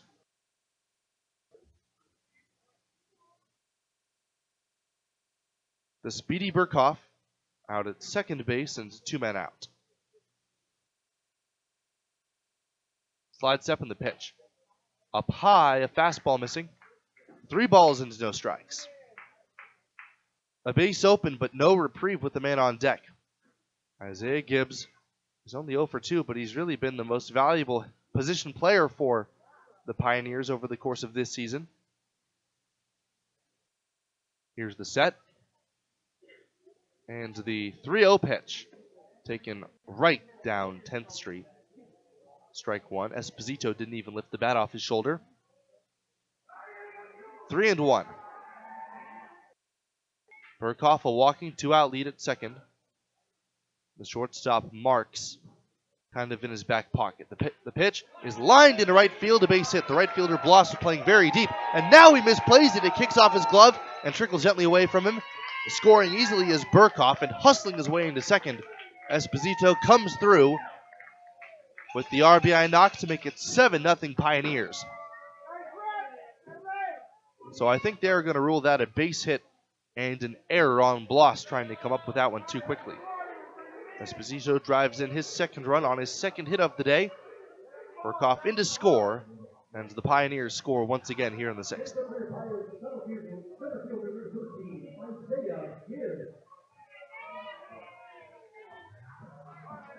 So now Isaiah Gibbs with the runner on second, and 2 men out. 7-0 Pios lead now. There's a strike at the knees. Isaiah Gibbs, the batter rather, he is in there. And it's 0-1.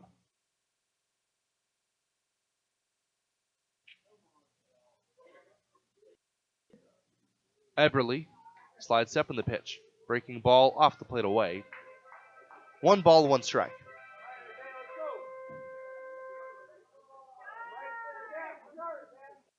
Gibbs. Feet just apart, less than shoulder width apart. In the right-handed batter's box. Weight on his back leg. The 1-1 is down and away. Fastball missing. 2 balls, 1 strike.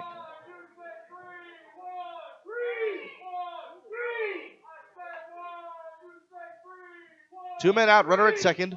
Esposito with lots of speed. Shortstop holding him on. Now the pitch. Eberle. And there's a bouncing ball back up the middle. Backhanded by the second baseman Rookhopper near the bag. He straightens up and he throws him out at first.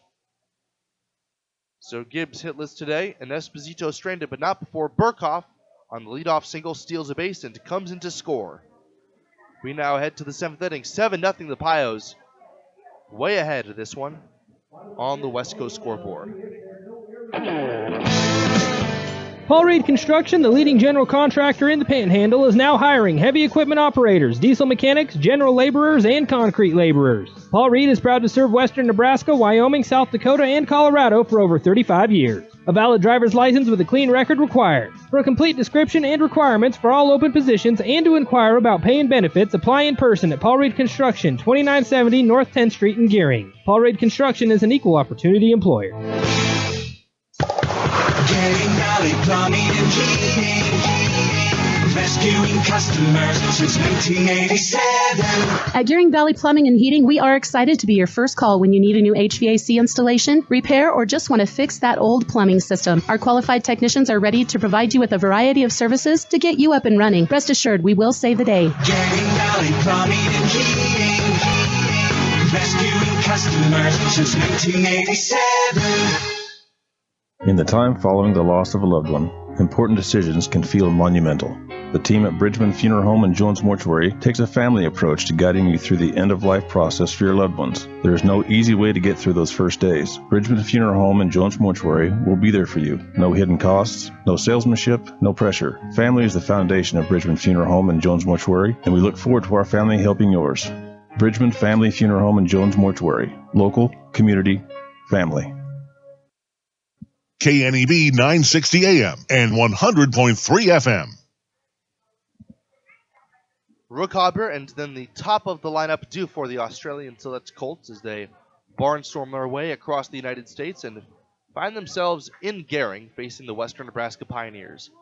The Pios lead 7-0, 5 in the seconds for them, and then a couple of solitary runs scored both in the 3rd and in the 6th inning. And Reese Francis heads back to work. Right-hander against the right-hander Rookhopper, who made a nice play to end the previous half inning.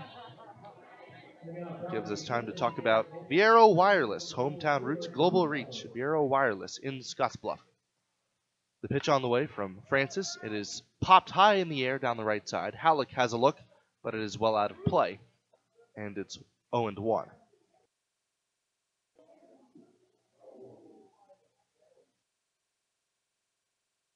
Seventh inning here at Oregon Trail Park. Sky is still very clear and very pleasant weather for playing some baseball as Francis Misses just a bit outside with the fastball, and it's 1-1.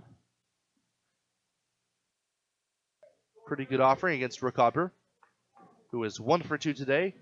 He made it as far as third base in the 5th inning, but was stranded. The pitch.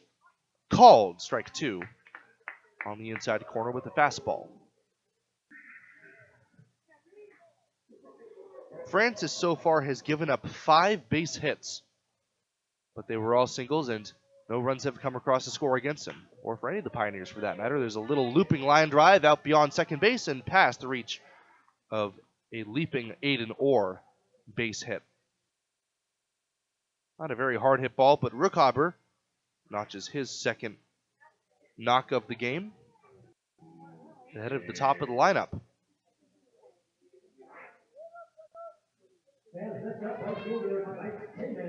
Dooley Oil has been providing great service since 1968.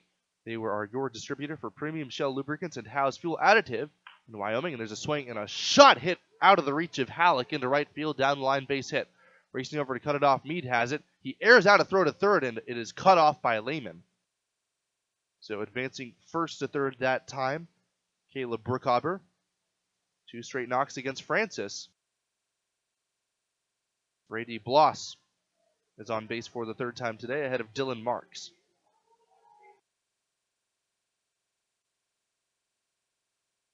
Dylan Marks walked in the 1st and was forced out on a double play. He singled and was stranded in the 4th, and he struck out in the 5th. The first pitch, called, strike 1. A fastball in the outer half. No balls and 1 strike.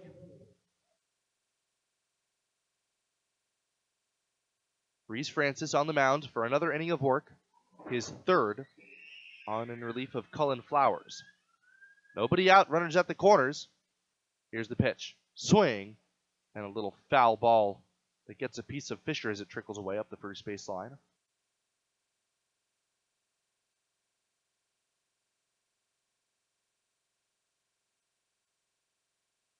Nothing in 2.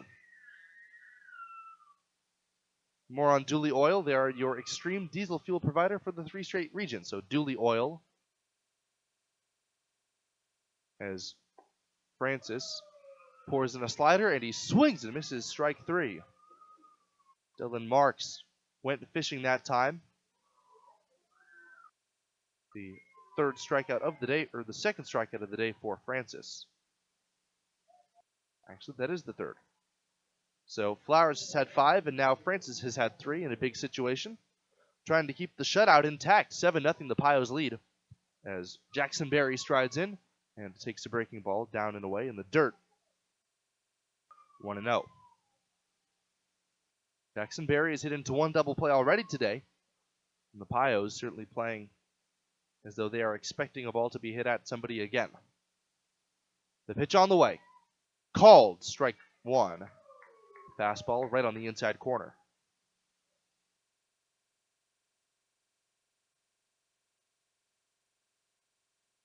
Eight hits on the day for the Colts, and they've all been singles. They have not been able to do damage as of yet.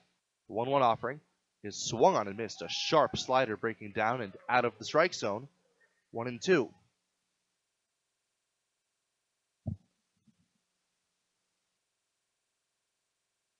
A strikeout situation for Reese Francis. Rookhopper at 3rd and Brady Bloss at 1st after 2 straight singles. Francis, the letter high set. The pitch is swung on and missed, strike 3. And that was a foul, as it turns out. A late call signaled by Matt Dennis, the umpire. That trickled away. I didn't see where that went, but it seemed to have gone between the legs of Fisher into the backstop. Still strike 2. Francis got him to bite at that slider, but Berry just managed to stay alive. The 1-2 again. And a foul tip, and this one pops in and out of the glove of Garrett Fisher. I don't know, he might think he should have had that one. But that one got a solid piece of him. This time, Berry gets second life. Lots of speed on the bases with Rookhopper at 3rd and Bloss at 1st.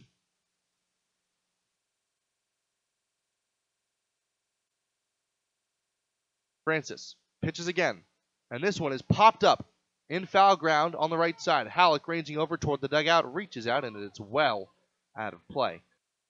Playing off of the concrete concourse area next to the party deck.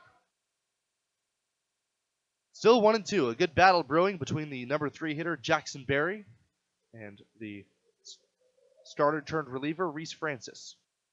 Pios leading by 7, trying to keep the shutout intact.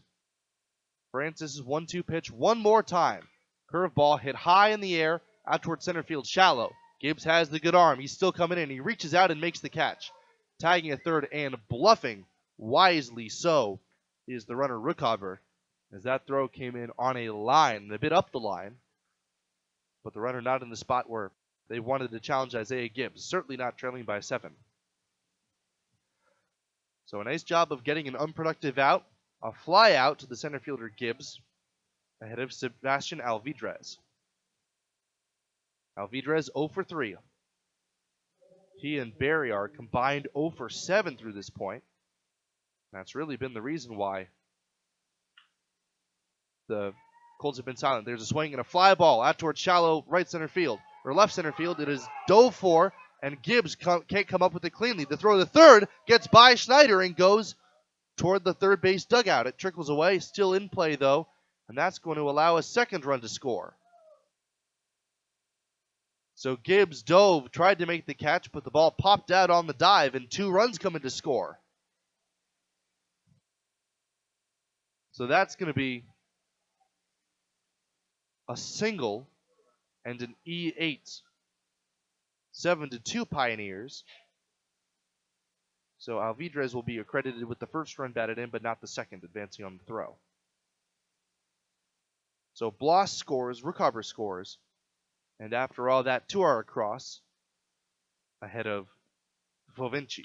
This first pitch is swung and hit in the air out toward left field, falling and in there, base hit. Coming to third and stopping wisely as the throw comes in toward home plate. Now the throw goes into second. The swimmer slide around the tag, but the tag still applied by Aiden Orr in time to get him. A very strong throw came in from Burkhoff. It was caught up the line by Fisher, who threw to second. Orr applied the tag on the runner Fovinci advancing, and the inning is over. So 2 runs come in to score on 3 more hits. The Colts are now out hitting the Pios 10-8, but they trail 7-2. 7th inning stretch time here at Oregon Trail Park on the West Coast scoreboard.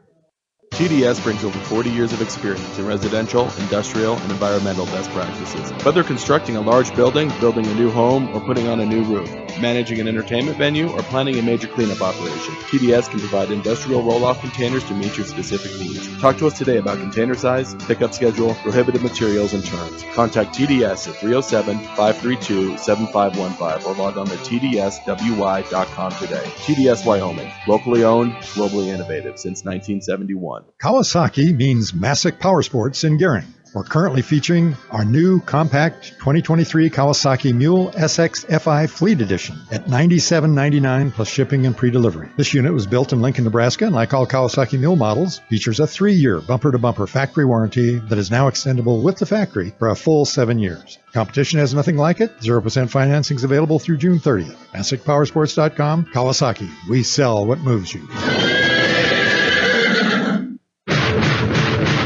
Spring is here and your projects are underway. If you're thinking about the look of newly poured concrete, call 4K Excavation for a free quote. 4K Excavation specializes in dirt work, excavation, concrete, utilities, septic systems, foundations, basements, water lines, and much more. Call 308-641-3528 for your free quote today, and let's get your projects done so you can enjoy your summer. 4K Excavation, 308-641-3528. KNEB 960 AM and 100.3 FM. From the Logos broadcast booth, my name is Carson Trail. This is the last of the 7th inning. And on the hill in relief of Brendan Eberle, it looked like it is going to be Ryan Clark. Last night's catcher from Beaverton, Oregon. He's on the mound for the Australian Select Colts as they try to salvage a game in the 3 they've played against the Pioneers. The Pios walked off on the Colts each of the past 2 games. Once last night on a 3-run comeback in the last of the 9th inning. Very different situation for the Pios here, though. They are leading by a score of 7-2 as we are in the final 3 frames of this one. Garrett Fisher on to hit against Clark first. Fisher, one of the few men to be hitless on the day for the Pioneers. Right-hand batter as Fisher is waiting, and the first pitch from Clark is up and in with the fastball. 1 ball, no strikes.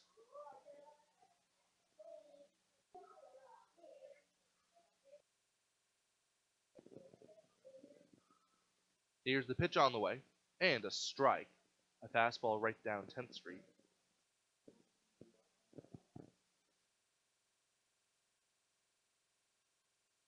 "7-2 Pios ahead. The pitch to Fisher is at the knees, strike 2 called.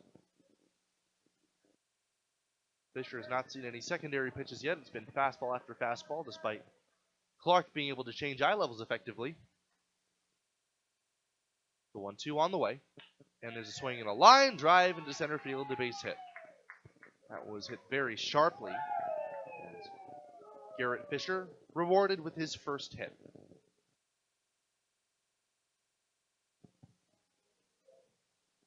So that'll bring up the right-handed batting, Brad Halleck.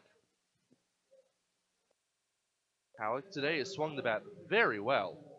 He singled and came around to score in that big second inning. And he also hit his first home run of the year. That was back in the 3rd. 7-2 the Pios lead, and there's a ball missing in tight. 1 ball, no strikes.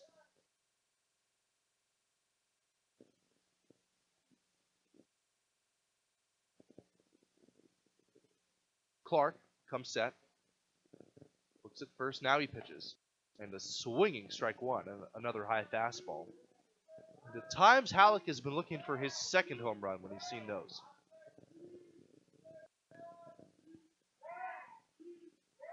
Nobody out, runner at first in Garrett Fisher. Stolen a base already today.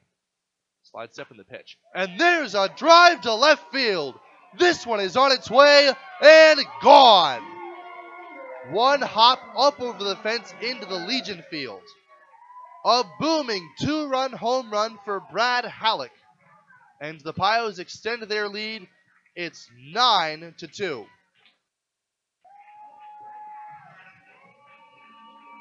That one, no need for any wind behind it.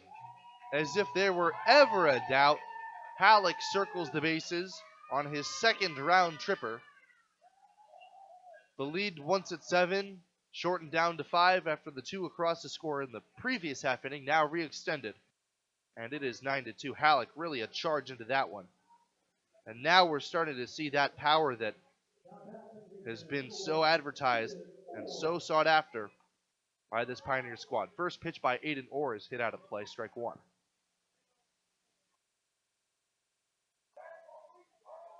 Nine to 2 after the 10th hit for the Pios is that booming home run. Aiden Orr with a couple of long balls on his ear as well, waits, and the 0-1 is in the dirt, a breaking ball. 1 ball, 1 strike. Still nobody out this inning. Ryan Clark with the bases empty, a chance for a fresh start. The pitch. It is below the knees. 2 balls, 1 strike.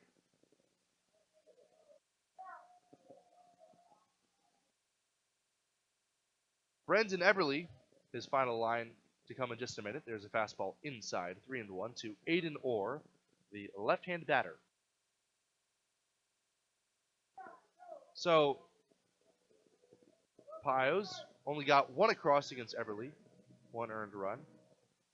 He did allow only the 2 hits, so a pretty nice day for him as Orr takes wide ball 4.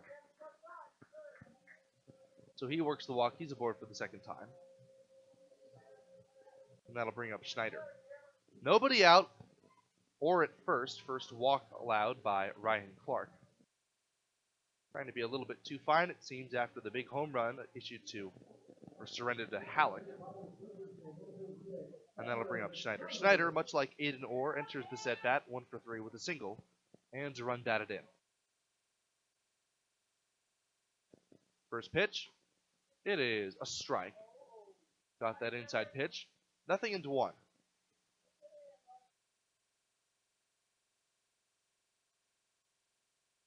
Schneider from Fresno State. An outstanding West Coast program. One of the powerhouses, I dare say. As he swings, and it's a softly hit ball to the left side. Over to get it. The shortstop, he throws a second.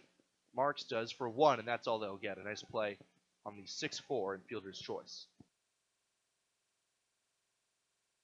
So Orr is forced out on a nice play ranging to his backhand side. Marks kind of shuffled over and quickly made the exchange into the throw. Schneider at first now for Austin Burkhoff. Burkhoff reached base twice, once on a hit by pitch, once on a single, and he's scored both times. The first pitch is a shot into left field on a line for a base hit. Over to get it, Pavinci. He comes up with it and fires it into the cutoff man. But a ringing single for Burkhoff, his second hit of the game. On the play, Schneider advances into scoring position. So the Pios really putting things together here against the right-hander Clark.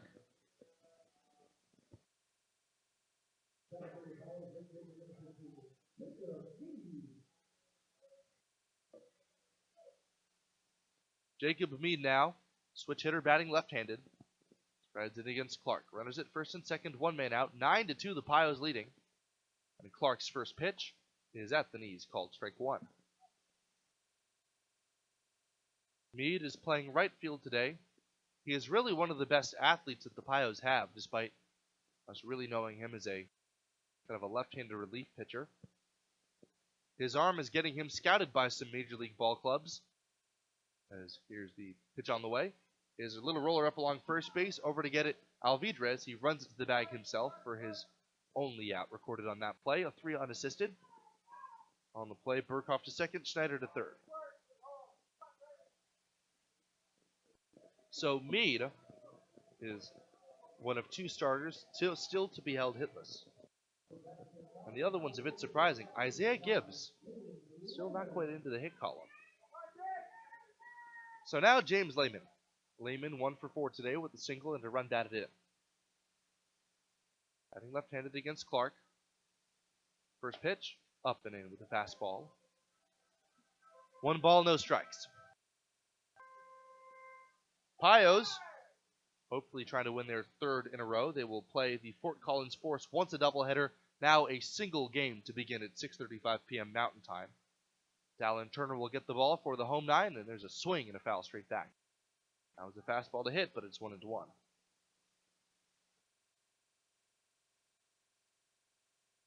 Then tomorrow and Wednesday, the Pios have off with a game hopefully to be played on Thursday.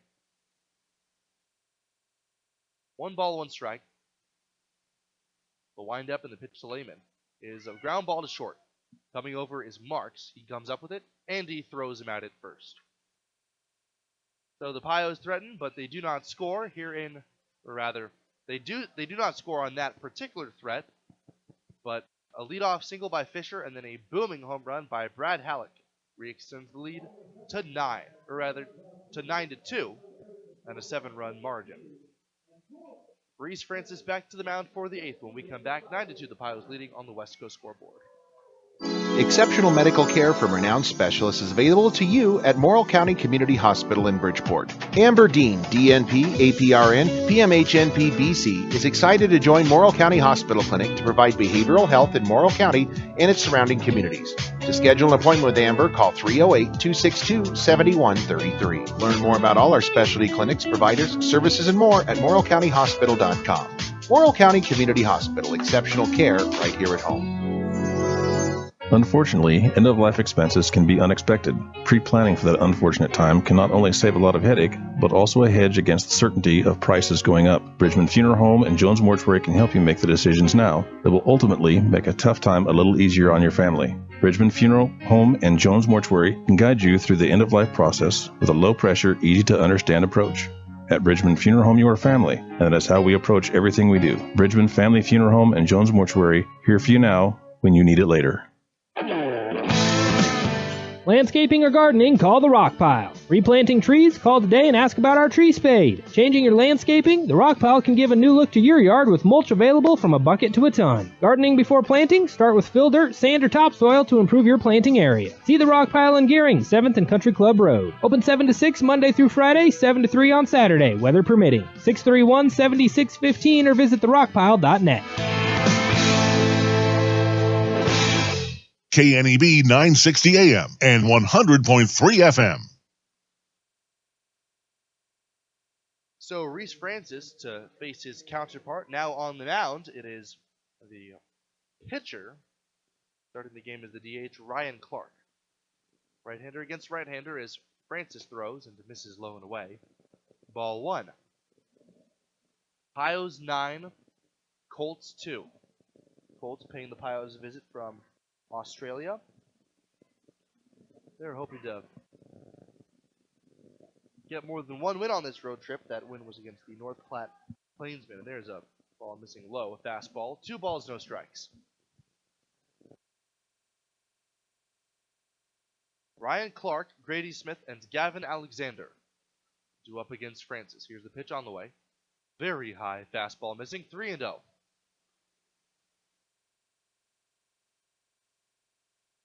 Two runs across for either side in the previous frame.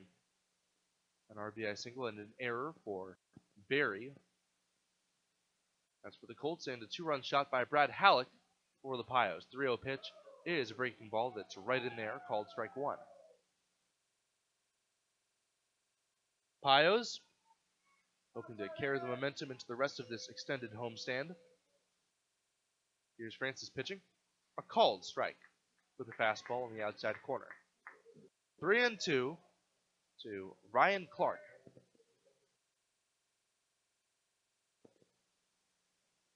Now Clark waits. Here's the pitch. It is inside and it hit him with a breaking ball. No need to get out of the way of that one. Clark aboard with the team's first hit by pitch. Against Francis, the leadoff man has reached now all but one time.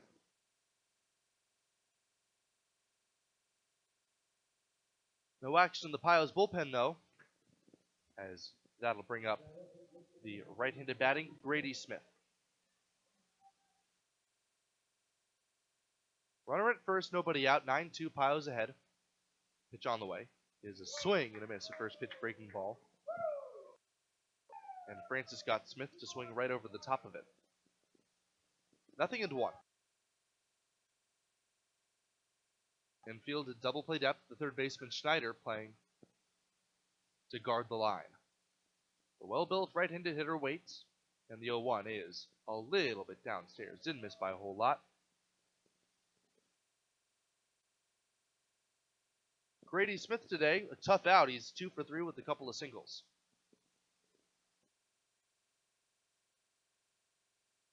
Here's Francis checking out on first out of his peripheral vision. Now he throws, and the breaking ball left down and away. 2-1.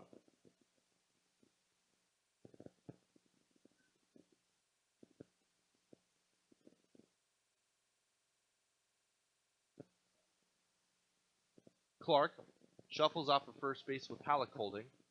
Big hole in the right side. The pitch is swung on a missed strike 2, an outside fastball.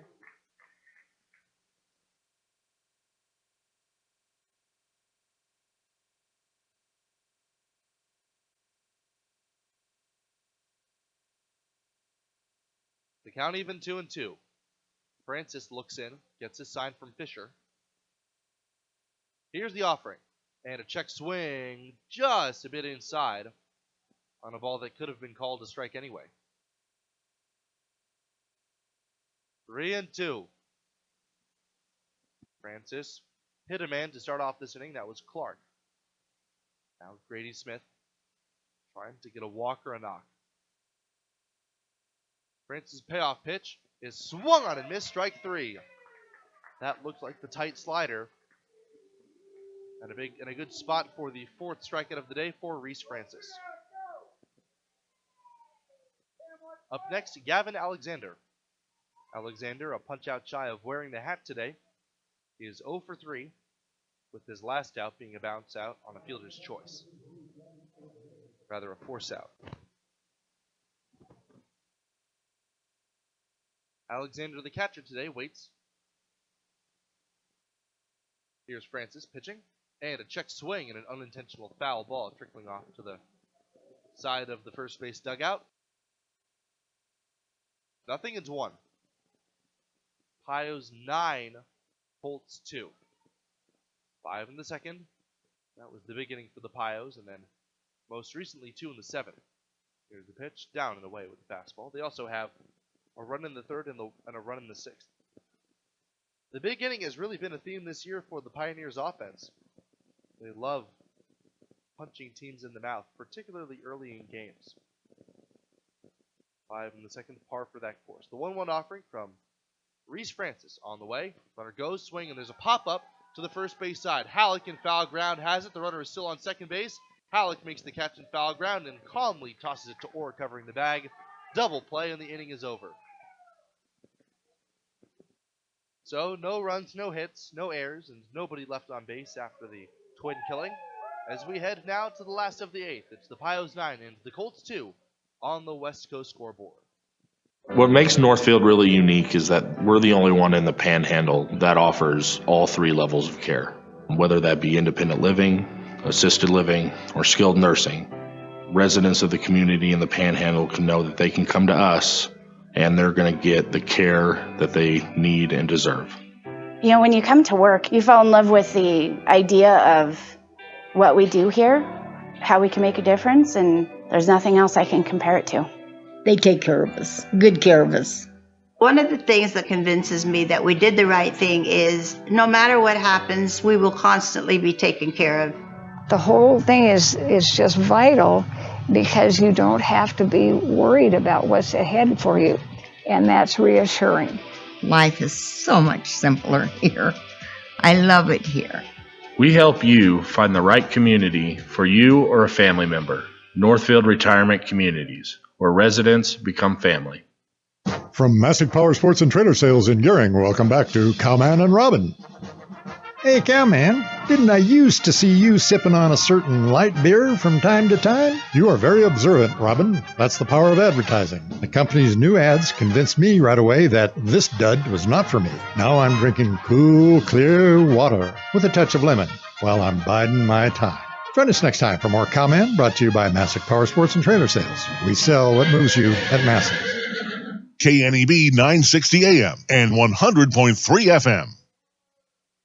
Home half of the 8th inning about to get underway here. 9-2, the Pios way out in front of their counterparts from the opposite hemisphere, the Australian Select Colts. It's a pretty diverse team in terms of nationality, not only selecting recruits from Australia, but also from a variety of countries around the equator and in the southern hemisphere. On the mound still Ryan Clark, who we'll have on our post-game interview in hopefully just a few minutes from now, depending on how long the next couple of innings take. Garrett Esposito going to lead things off against him as part of the 2-3-4 hitters. Esposito, 2 for 3 today. He has driven in 2, and he's also drawn a walk.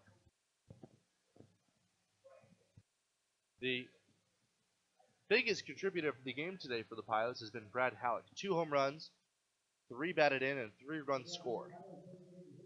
Halleck, we're finally seeing glimpses of that power that we've sought after so much. And we've seen a lot of, despite it not resulting in a whole lot of balls out of the yard. There's a called strike on a front door breaking ball. It's 0-1. 21 hits total across both box scores today. 11 for the Colts and 10 for the Pios. Swinging and a foul away. On a fastball, 0-2. The difference has been all 10 hits for the Colts have been singles.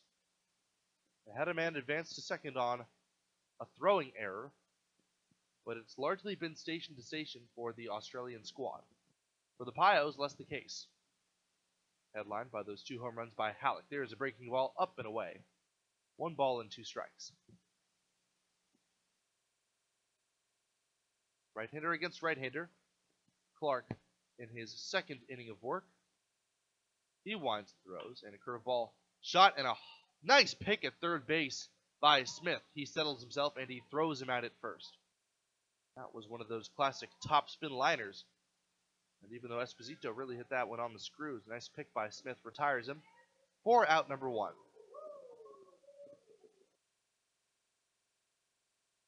Pios 5 in the second, 1 in the third, 1 in the sixth, and 2 in the seventh. The score is 9-2 here on the West Coast scoreboard. And it's now Isaiah Gibbs.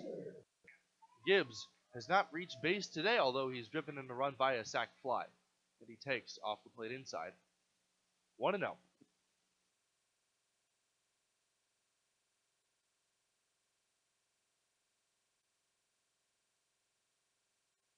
Here's Clark, winding and throwing.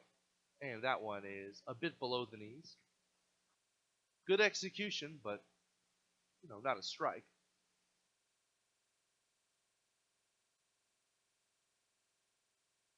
In the bullpen for the Pios, Cam Schneider. So he looks to relieve Reese Francis, and there's a fastball up and away, 3-0.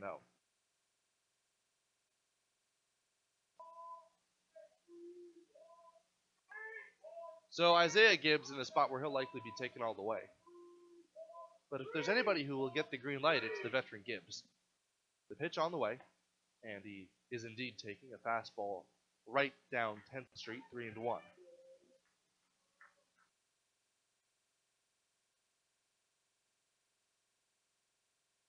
Here's Clark, winding and throwing. It is hit off the hands, popped into foul ground behind third base, giving chase. It is Smith. He reaches up, or rather he watches it, and sails out of play. Might have been shielding his eyes from the sun that time. 3-2. Nobody on, 1 man out for Gibbs. In a 9-2 ball game, the Pios well in the driver's seat.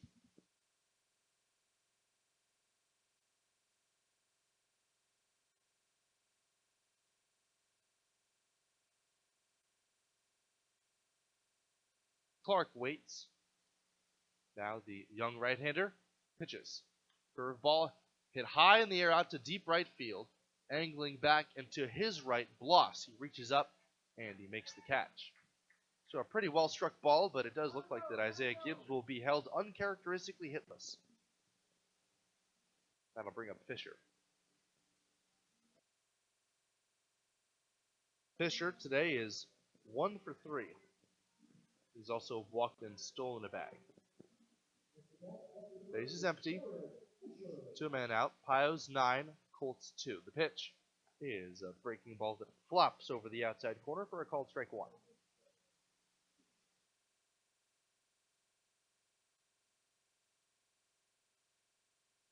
Here's the windup and the pitch. Inside with the breaking ball. Fisher did well not to lean into that one. He could have, in which case it would have been a free base. Could have taken it right off the elbow guard too. 1-1. And Fields playing straight away as the shadows begin to lengthen here at Oregon Trail Park. The pitch up and in, a fastball, and it's 2-1.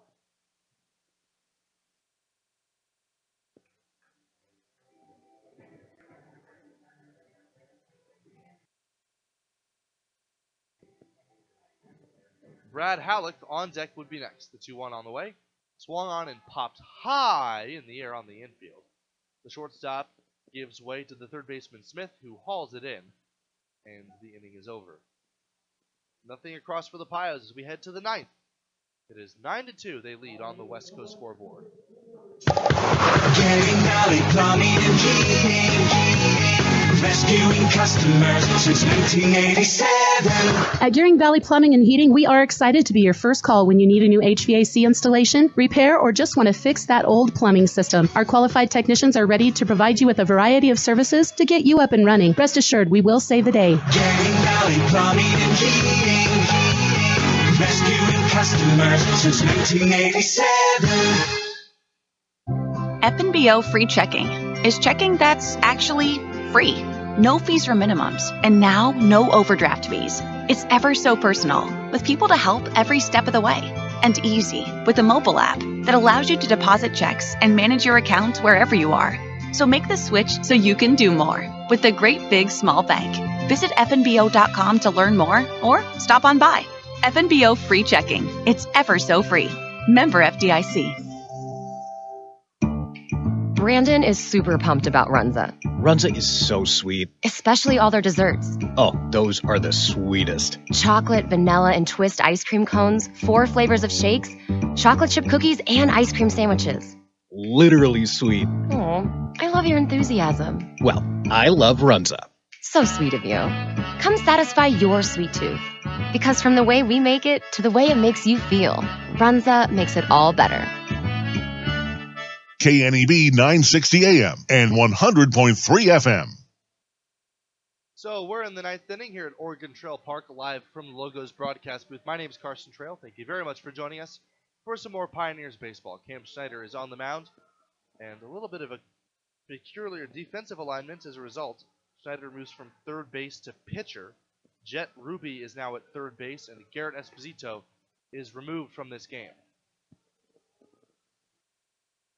So, final 3 outs for the Australian Select Colts as they look to continue their road trip. They played a couple of games at North Platte, split them, and they also they're in the middle of their 3rd game against the Pioneers, and they're seem to be on their way to dropping all 3.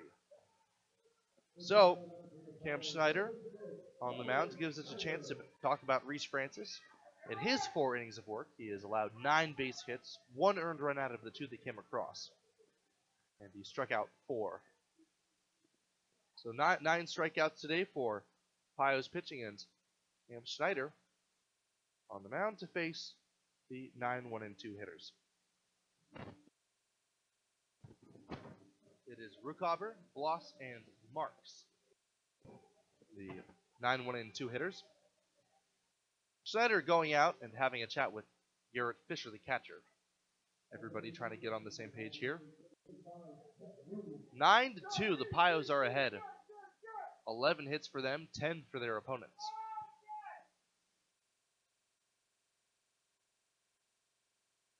So now Ruckhaber. Ruckhaber is singled and come around to score, and he's singled and been stranded. So he's 2 for 3. Pretty nice day for him so far. Right-handed batter, not a whole lot of power. As Schneider deals, and a called strike on the outside corner, 0-1.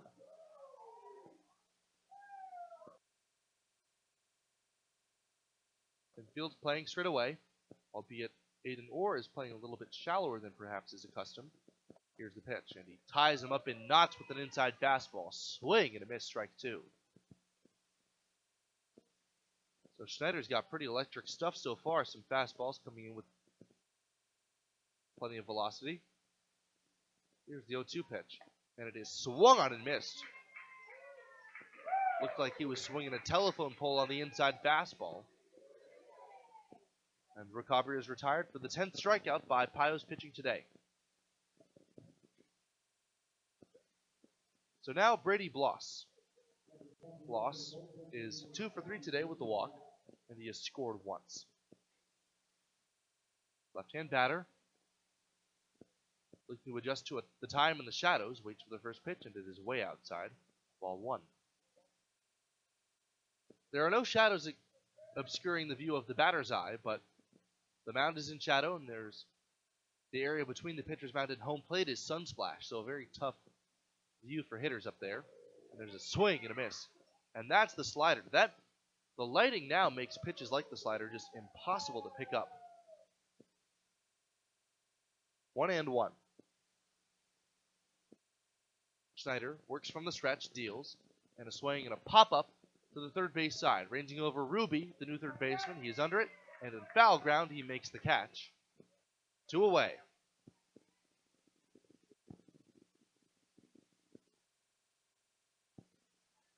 So Schneider makes quick work with the first 2 hitters that he faces. And now the final out, the final chance of the game for the Colts. It is Dylan Marks. Marks, right-hand batter. As Schneider delivers his first pitch. A little bit low and inside, didn't miss by a whole lot. 1-0. The Pios did most of their damage early in this game, and they have reaped the benefit of it since. 9-2 they lead here in the top of the 9th inning. The 1-0 pitch is a little bit inside as well. couple of quality pitches, but they'll have to be quality misses for Cam Schneider.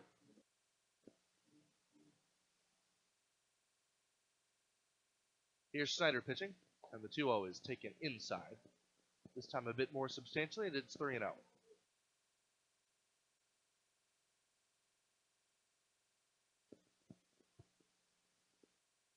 Schneider comes set at the belt. He kicks and deals, and it is swung on a miss. He was swinging on 3-0. A little bit peculiar, although it's clear that he got the pitch he wanted. I say that just as a matter of, not even 6 home runs, 6 solo home runs could tie the game. 9-2. Pies with a 7-run lead. Here's the pitch. Inside, ball 4. This by plenty. First walk allowed by Schneider, and only the second walk since the first inning for Pio's pitching.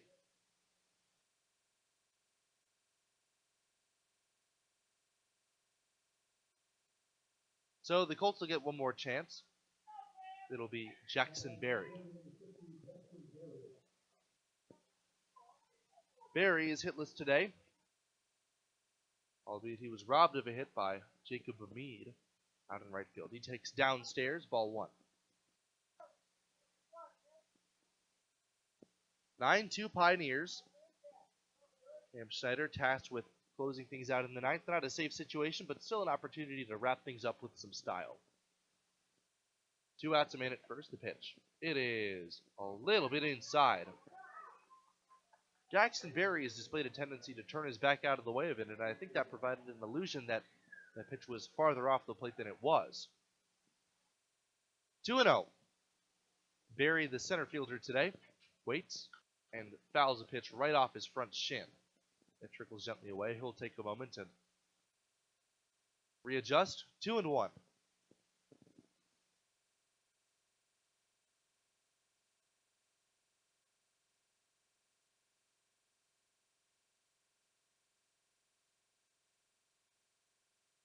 Two outs, a man at first. Infield's playing back. Halleck's still holding him on, though. Here's the pitch. Down and away with the slider. 3-1. A little bit peculiar that Halleck is still holding the runner on, even though that run does not matter under any circumstance. The 3-1 is drilled deep in the air to center field. Gibbs, angling back toward the left center field gap, reaches up, makes the catch, and the ball game is over. The Pioneers complete the sweep, and they have taken the last 2. This one in much more dominant fashion against the Australian Select Colts. Final line scored 2 runs on 10 hits, no errors, and I believe 8 runners stranded aboard for the Australian Select Colts. 9 runs, 11 hits on 1 error, and 9 stranded by the Pioneers.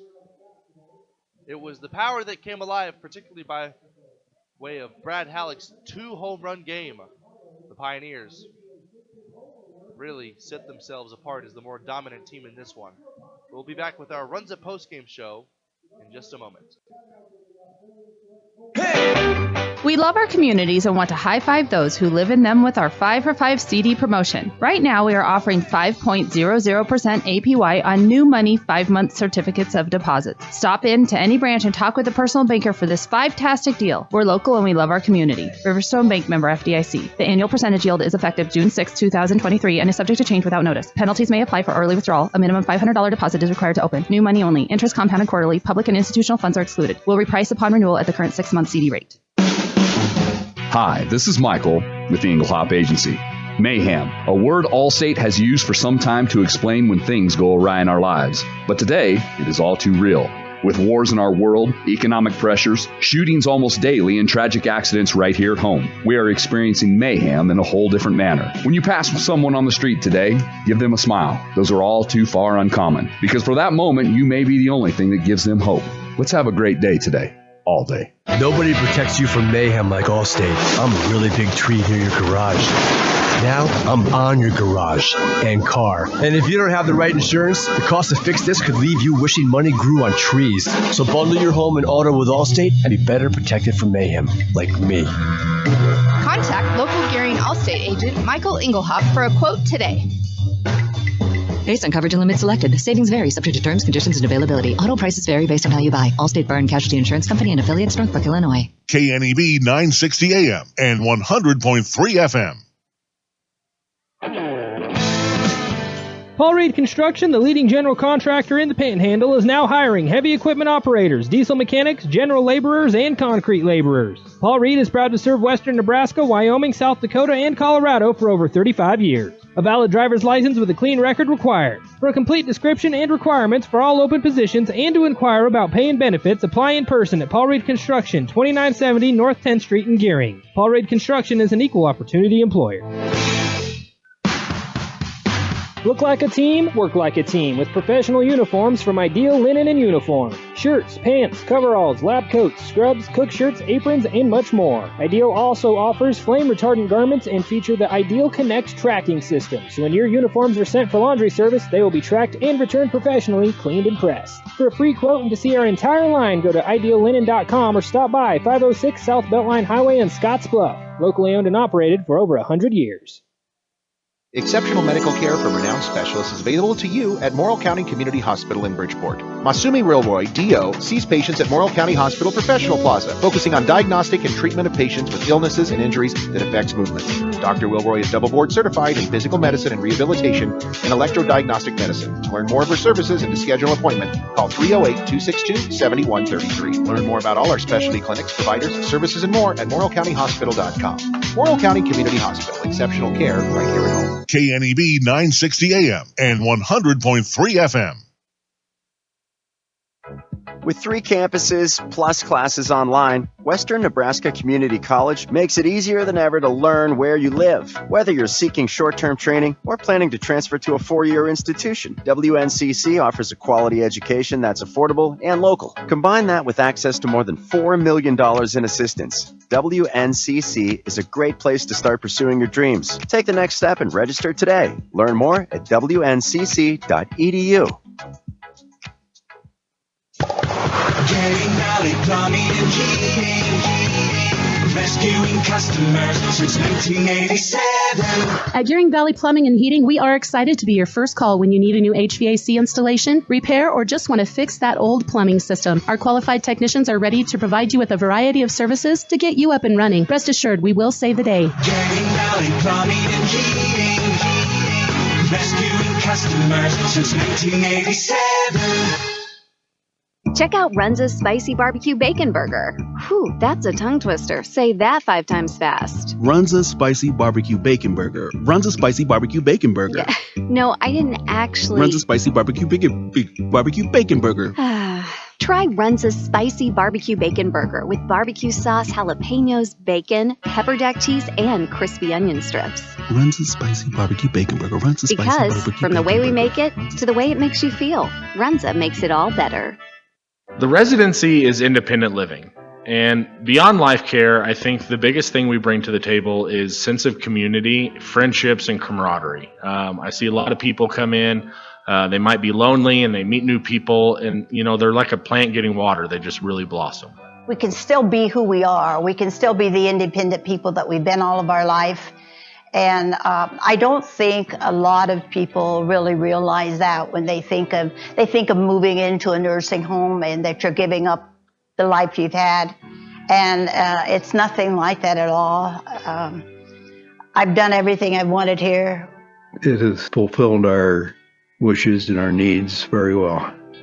It's been good because we can still travel. That's why we retired in the first place. We wanted to go places. This is home. It has been from the day I moved in. The residency, independent living, where residents become family. Staying active and healthy as we age starts with strong bones. To keep your bones strong, you need calcium, vitamin D, and regular exercise. A bone density test called DEXA helps detect low bone mass and bone disease called osteoporosis. If you're 65 or older, Medicare provides free bone density tests every 2 years. Ask your doctor to schedule yours. For more information on how to be bone strong, visit pathtogoodbonehealth.org. It's time now for the Runza Post Game Show, presented by Runza Restaurants. Runza makes a great stop before or after every game. Win or lose, Runza makes it all better.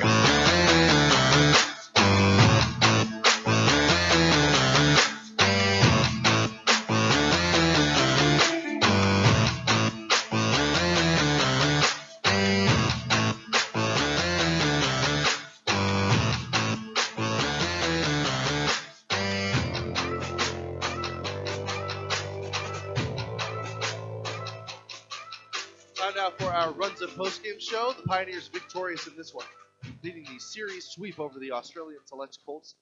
This game got off to a fast start. The Pioneers really got momentum on their side after Cullen Flowers, the starter today, got out of a jam early on in the first. He issued 2 walks to start the game, but then induced the double play ball, and he settled in right after that. 4 singles, an RBI hit by pitch, an RBI walk, and a sac fly from Isaiah Gibbs put up a 5 spot, a crooked number indeed for the Pioneers. They continue to rely heavily on that big inning, and they rode that one all the way to the ending in this one. One more across on one of 2 home runs by Brad Halleck. He hit his first and second home runs of the year, the former being a solo shot in the 3rd inning to make it 6-0. In the 6th inning, after the Pios offense went quiet for a little bit, Garrett Esposito came up with an RBI single to drive home Austin Burkhoff. So the Pios in the driver's seat, and at long last, the Australian Select Colts would scratch across a couple of runs against Reese Francis, the relief pitcher. An RBI single and an error scored a pair, making it 7-2. But Brad Halleck got those 2 runs right back with his second of 2 home runs, a 2-run blast, almost onto the Legion field across from us, out beyond the left field wall. That was really hit a mile, and that was more than enough to add an exclamation point to an otherwise dominant Pioneers victory. The icing on the cake was seeing Cam Schneider make his debut on the mound. We typically see him at third base. That's where he's been, but that arm at the hot corner has really translated well to being on the mound. He made quick work of the final 4 hitters of the day for the Colts, recording a strikeout and stranding a man on first that he allowed to reach via the walk. So all in all, a good victory for the Pios. They have won their 3rd straight. They have taken the series and taken a winning homestand. And the final line score, of course, 9 runs, 11 hits, 1 error, and 7 stranded for the Pioneers. 2 runs, 10 hits, no errors, and 10 left aboard for the Australian Select Colts. There was a while where they stranded about 2 per inning in the 4th, 5th, and 6th. They had their chances, but they could not do any real damage. And in fact, they did not even record an extra base hit. The only time a man reached second on a single play was based off of an E8 advancing on the throw. So, this has been the first part of our Runza postgame show. We'll be back with our interview with the Taco John's Player of the Game by special request in just a moment. Hi, this is Michael with the Englehop Agency.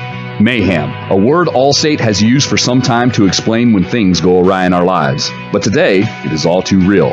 With wars in our world, economic pressures, shootings almost daily, and tragic accidents right here at home, we are experiencing mayhem in a whole different manner. When you pass someone on the street today, give them a smile. Those are all too far uncommon, because for that moment, you may be the only thing that gives them hope. Let's have a great day today. All day. Nobody protects you from mayhem like Allstate. I'm a really big tree near your garage. Now I'm on your garage and car. And if you don't have the right insurance, the cost to fix this could leave you wishing money grew on trees. So bundle your home and auto with Allstate and be better protected from mayhem, like me. Contact local Gearing Allstate agent Michael Inglehop for a quote today. Based on coverage and limits selected. Savings vary, subject to terms, conditions, and availability. Auto prices vary based on how you buy. Allstate Bar and Casualty Insurance Company and affiliates, Northbrook, Illinois. Whether you like fishing together or fishing to get away, for the thrill of reeling in a big one, or just going out to have a good time, on the banks of your local pond, at a bend in a river, or on one of our many lakes and reservoirs, you'll always find the perfect place to cast a line. Here, beneath Nebraska skies. Start planning your next fishing adventure today at letsfishnebraska.com. Sponsored by Nebraska Game and Parks. Aired with the Nebraska Broadcasters Association and this station. KNEB 960 AM and 100.3 FM. So as part of our Runza postgame show, we have with us a special edition a special guest on a special edition of our Taco John's Player of the Game post-game interview. It is Ryan Clark, the catcher for the Australia Select Colts, a native of Beaverton, Oregon. It's nice to have somebody else on for a change. Typically, it's usually our guys. Thank you for having me. Yeah, of course. So, just to kind of get to know you a little bit, how old are you? When did you first start playing baseball, and how did you make the decision to barnstorm your way across the United States? So I'm 18 years old. God, I've been playing baseball since I can remember, probably 3-4 years old. Big baseball family at my house.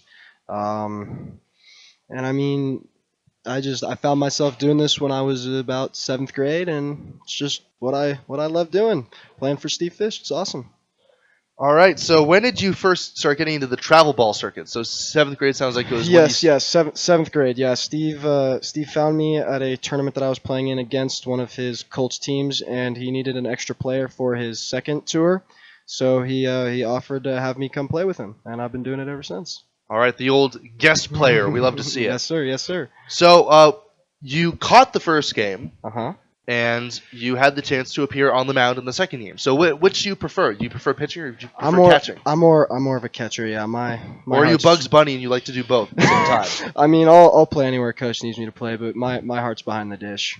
Heart's behind the dish. You did a good job yesterday. Thank you, sir. I was behind home plate. It's a pleasure to have you. Yeah. No need to butter me up. You and Garrett, you and Garrett Fisher both did an outstanding job. It was a very easy game. He was a dog back there yesterday. It was a dog back there. Yeah. No, it was very easy. Not a lot of foul tips. No really. Errant blocks. No missed pitches. It was very, very easy and academic. A very nice transition. Yes, sir. In a game where we were really in a pinch. Yes, sir. So did you start in Australia with these guys, or did you start in Portland? No, sir. So I live in Beaverton, Oregon, which is outside of Portland, and we start this tour in the Portland area. We played, I want to say it was 3 or 4 games up in that area. Then we drove out here. I want to say it was at the beginning of the week, and we've been out here playing you guys, and we played North Platte as well. So did you guys just load into a team bus and then just get on your way? So Steve has what is it? I think he has 3 16-seater vans, and then a Suburban and a Yukon that we all travel in. There are 3 teams of us, about 45 guys. All right. Well, so if there are 3 teams, where's the rest of you then? So we weren't originally supposed to play you guys these past 2 games, and we were supposed to head to Cody, Wyoming, which is where the other 2 teams are right now. But there was some scheduling conflicts, so we ended up being able to have the pleasure to play you guys again. Yeah, it's nice to have you. We had of course.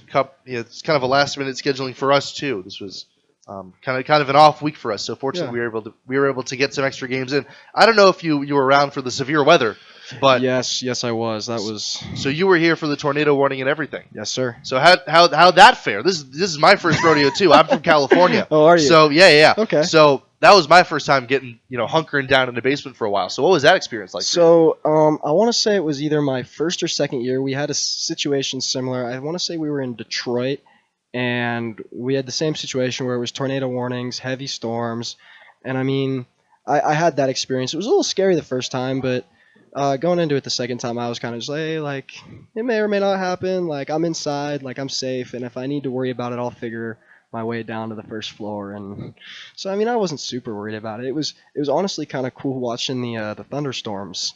I stayed up one night when it was thundering out, and I got to watch all that. It was pretty cool. Yeah. It's nice to have a change in climate every now and then. Not to be confused with climate change. No. But just a little change in atmosphere. Yes, so this is not your first road trip, not your first rodeo. No, sir. So I guess you're playing baseball in college, I've heard. Yes, sir. Where is that at? I'm going to a school called Feather River in Northern California. How far north?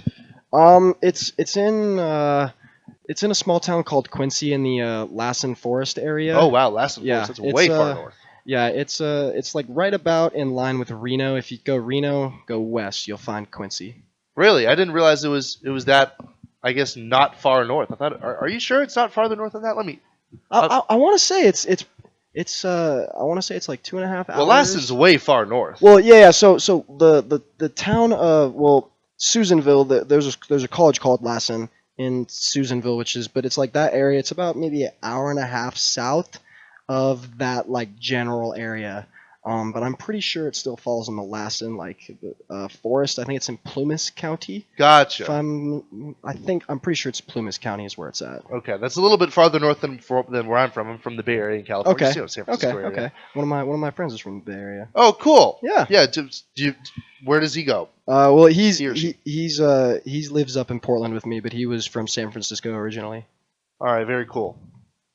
So, I mean, I guess where do you want to take all this? Where do you see yourself playing? I guess summer ball in the future, if not, assuming that it's not with the Colts. Where do you see yourself going? I mean, honestly, my goal is to play as long as possible. When I was younger, I was always told play until somebody tells you can't anymore.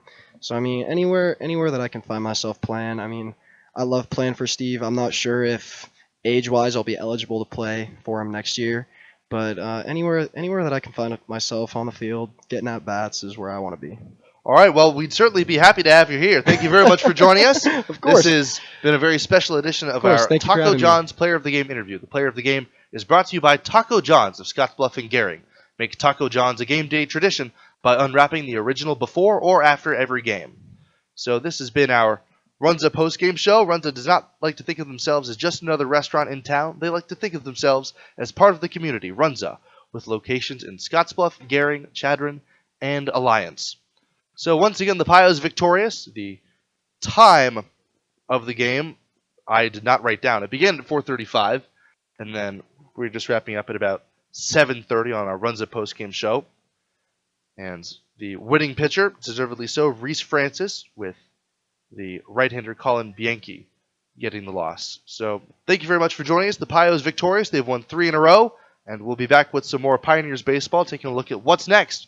It is a single game against the Fort Collins Force to take place on Tuesday the 27th to begin at 6:35 p.m. Mountain Time. Dallin Turner takes the mound for the Pioneers, and we're excited to have you with us once more. Thank you very much again for joining us for more Pioneers baseball on the radio. FNBO is the great big small bank, and for more than 165 years, we've been with you where you are. A bank that's ready for all your needs, both big and small. Here to help you earn more, save more, so you can do more every step of the way. It's what you can expect from the great big small bank. FNBO, independent and family owned for 6 generations, and ever so focused on you. Stop on by or visit us at fnbo.com, member FDIC. Nora is a Runza insider. Yeah, little secret for you. You know Runza burgers? I do know them. You can get one with Swiss cheese. Right. And mushrooms. Okay. Just ask for the Swiss mushroom burger? How'd you know? It's right there on the menu. Come get your Swiss mushroom burger today. Because from the way we make it to the way it makes you feel, Runza makes it all better.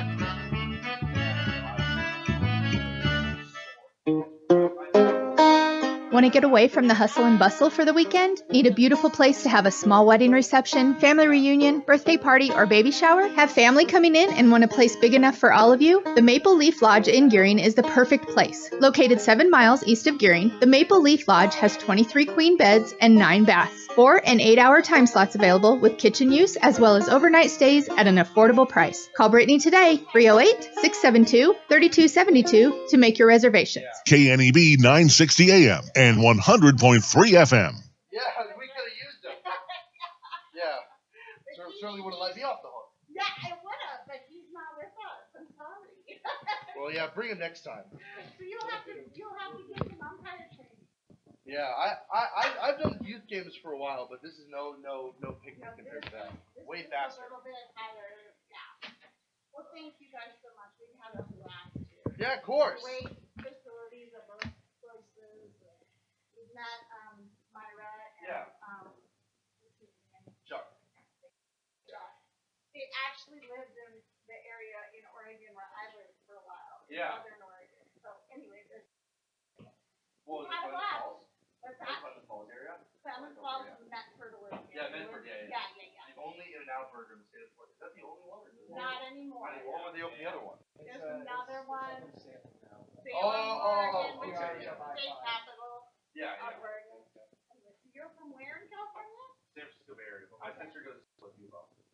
Oh, you're a Duck fan. No, I'm definitely not. I am not. Good. My husband definitely and I went to Oregon State, which is the I've been to Corvallis. I like yes, the place. we love Corvallis.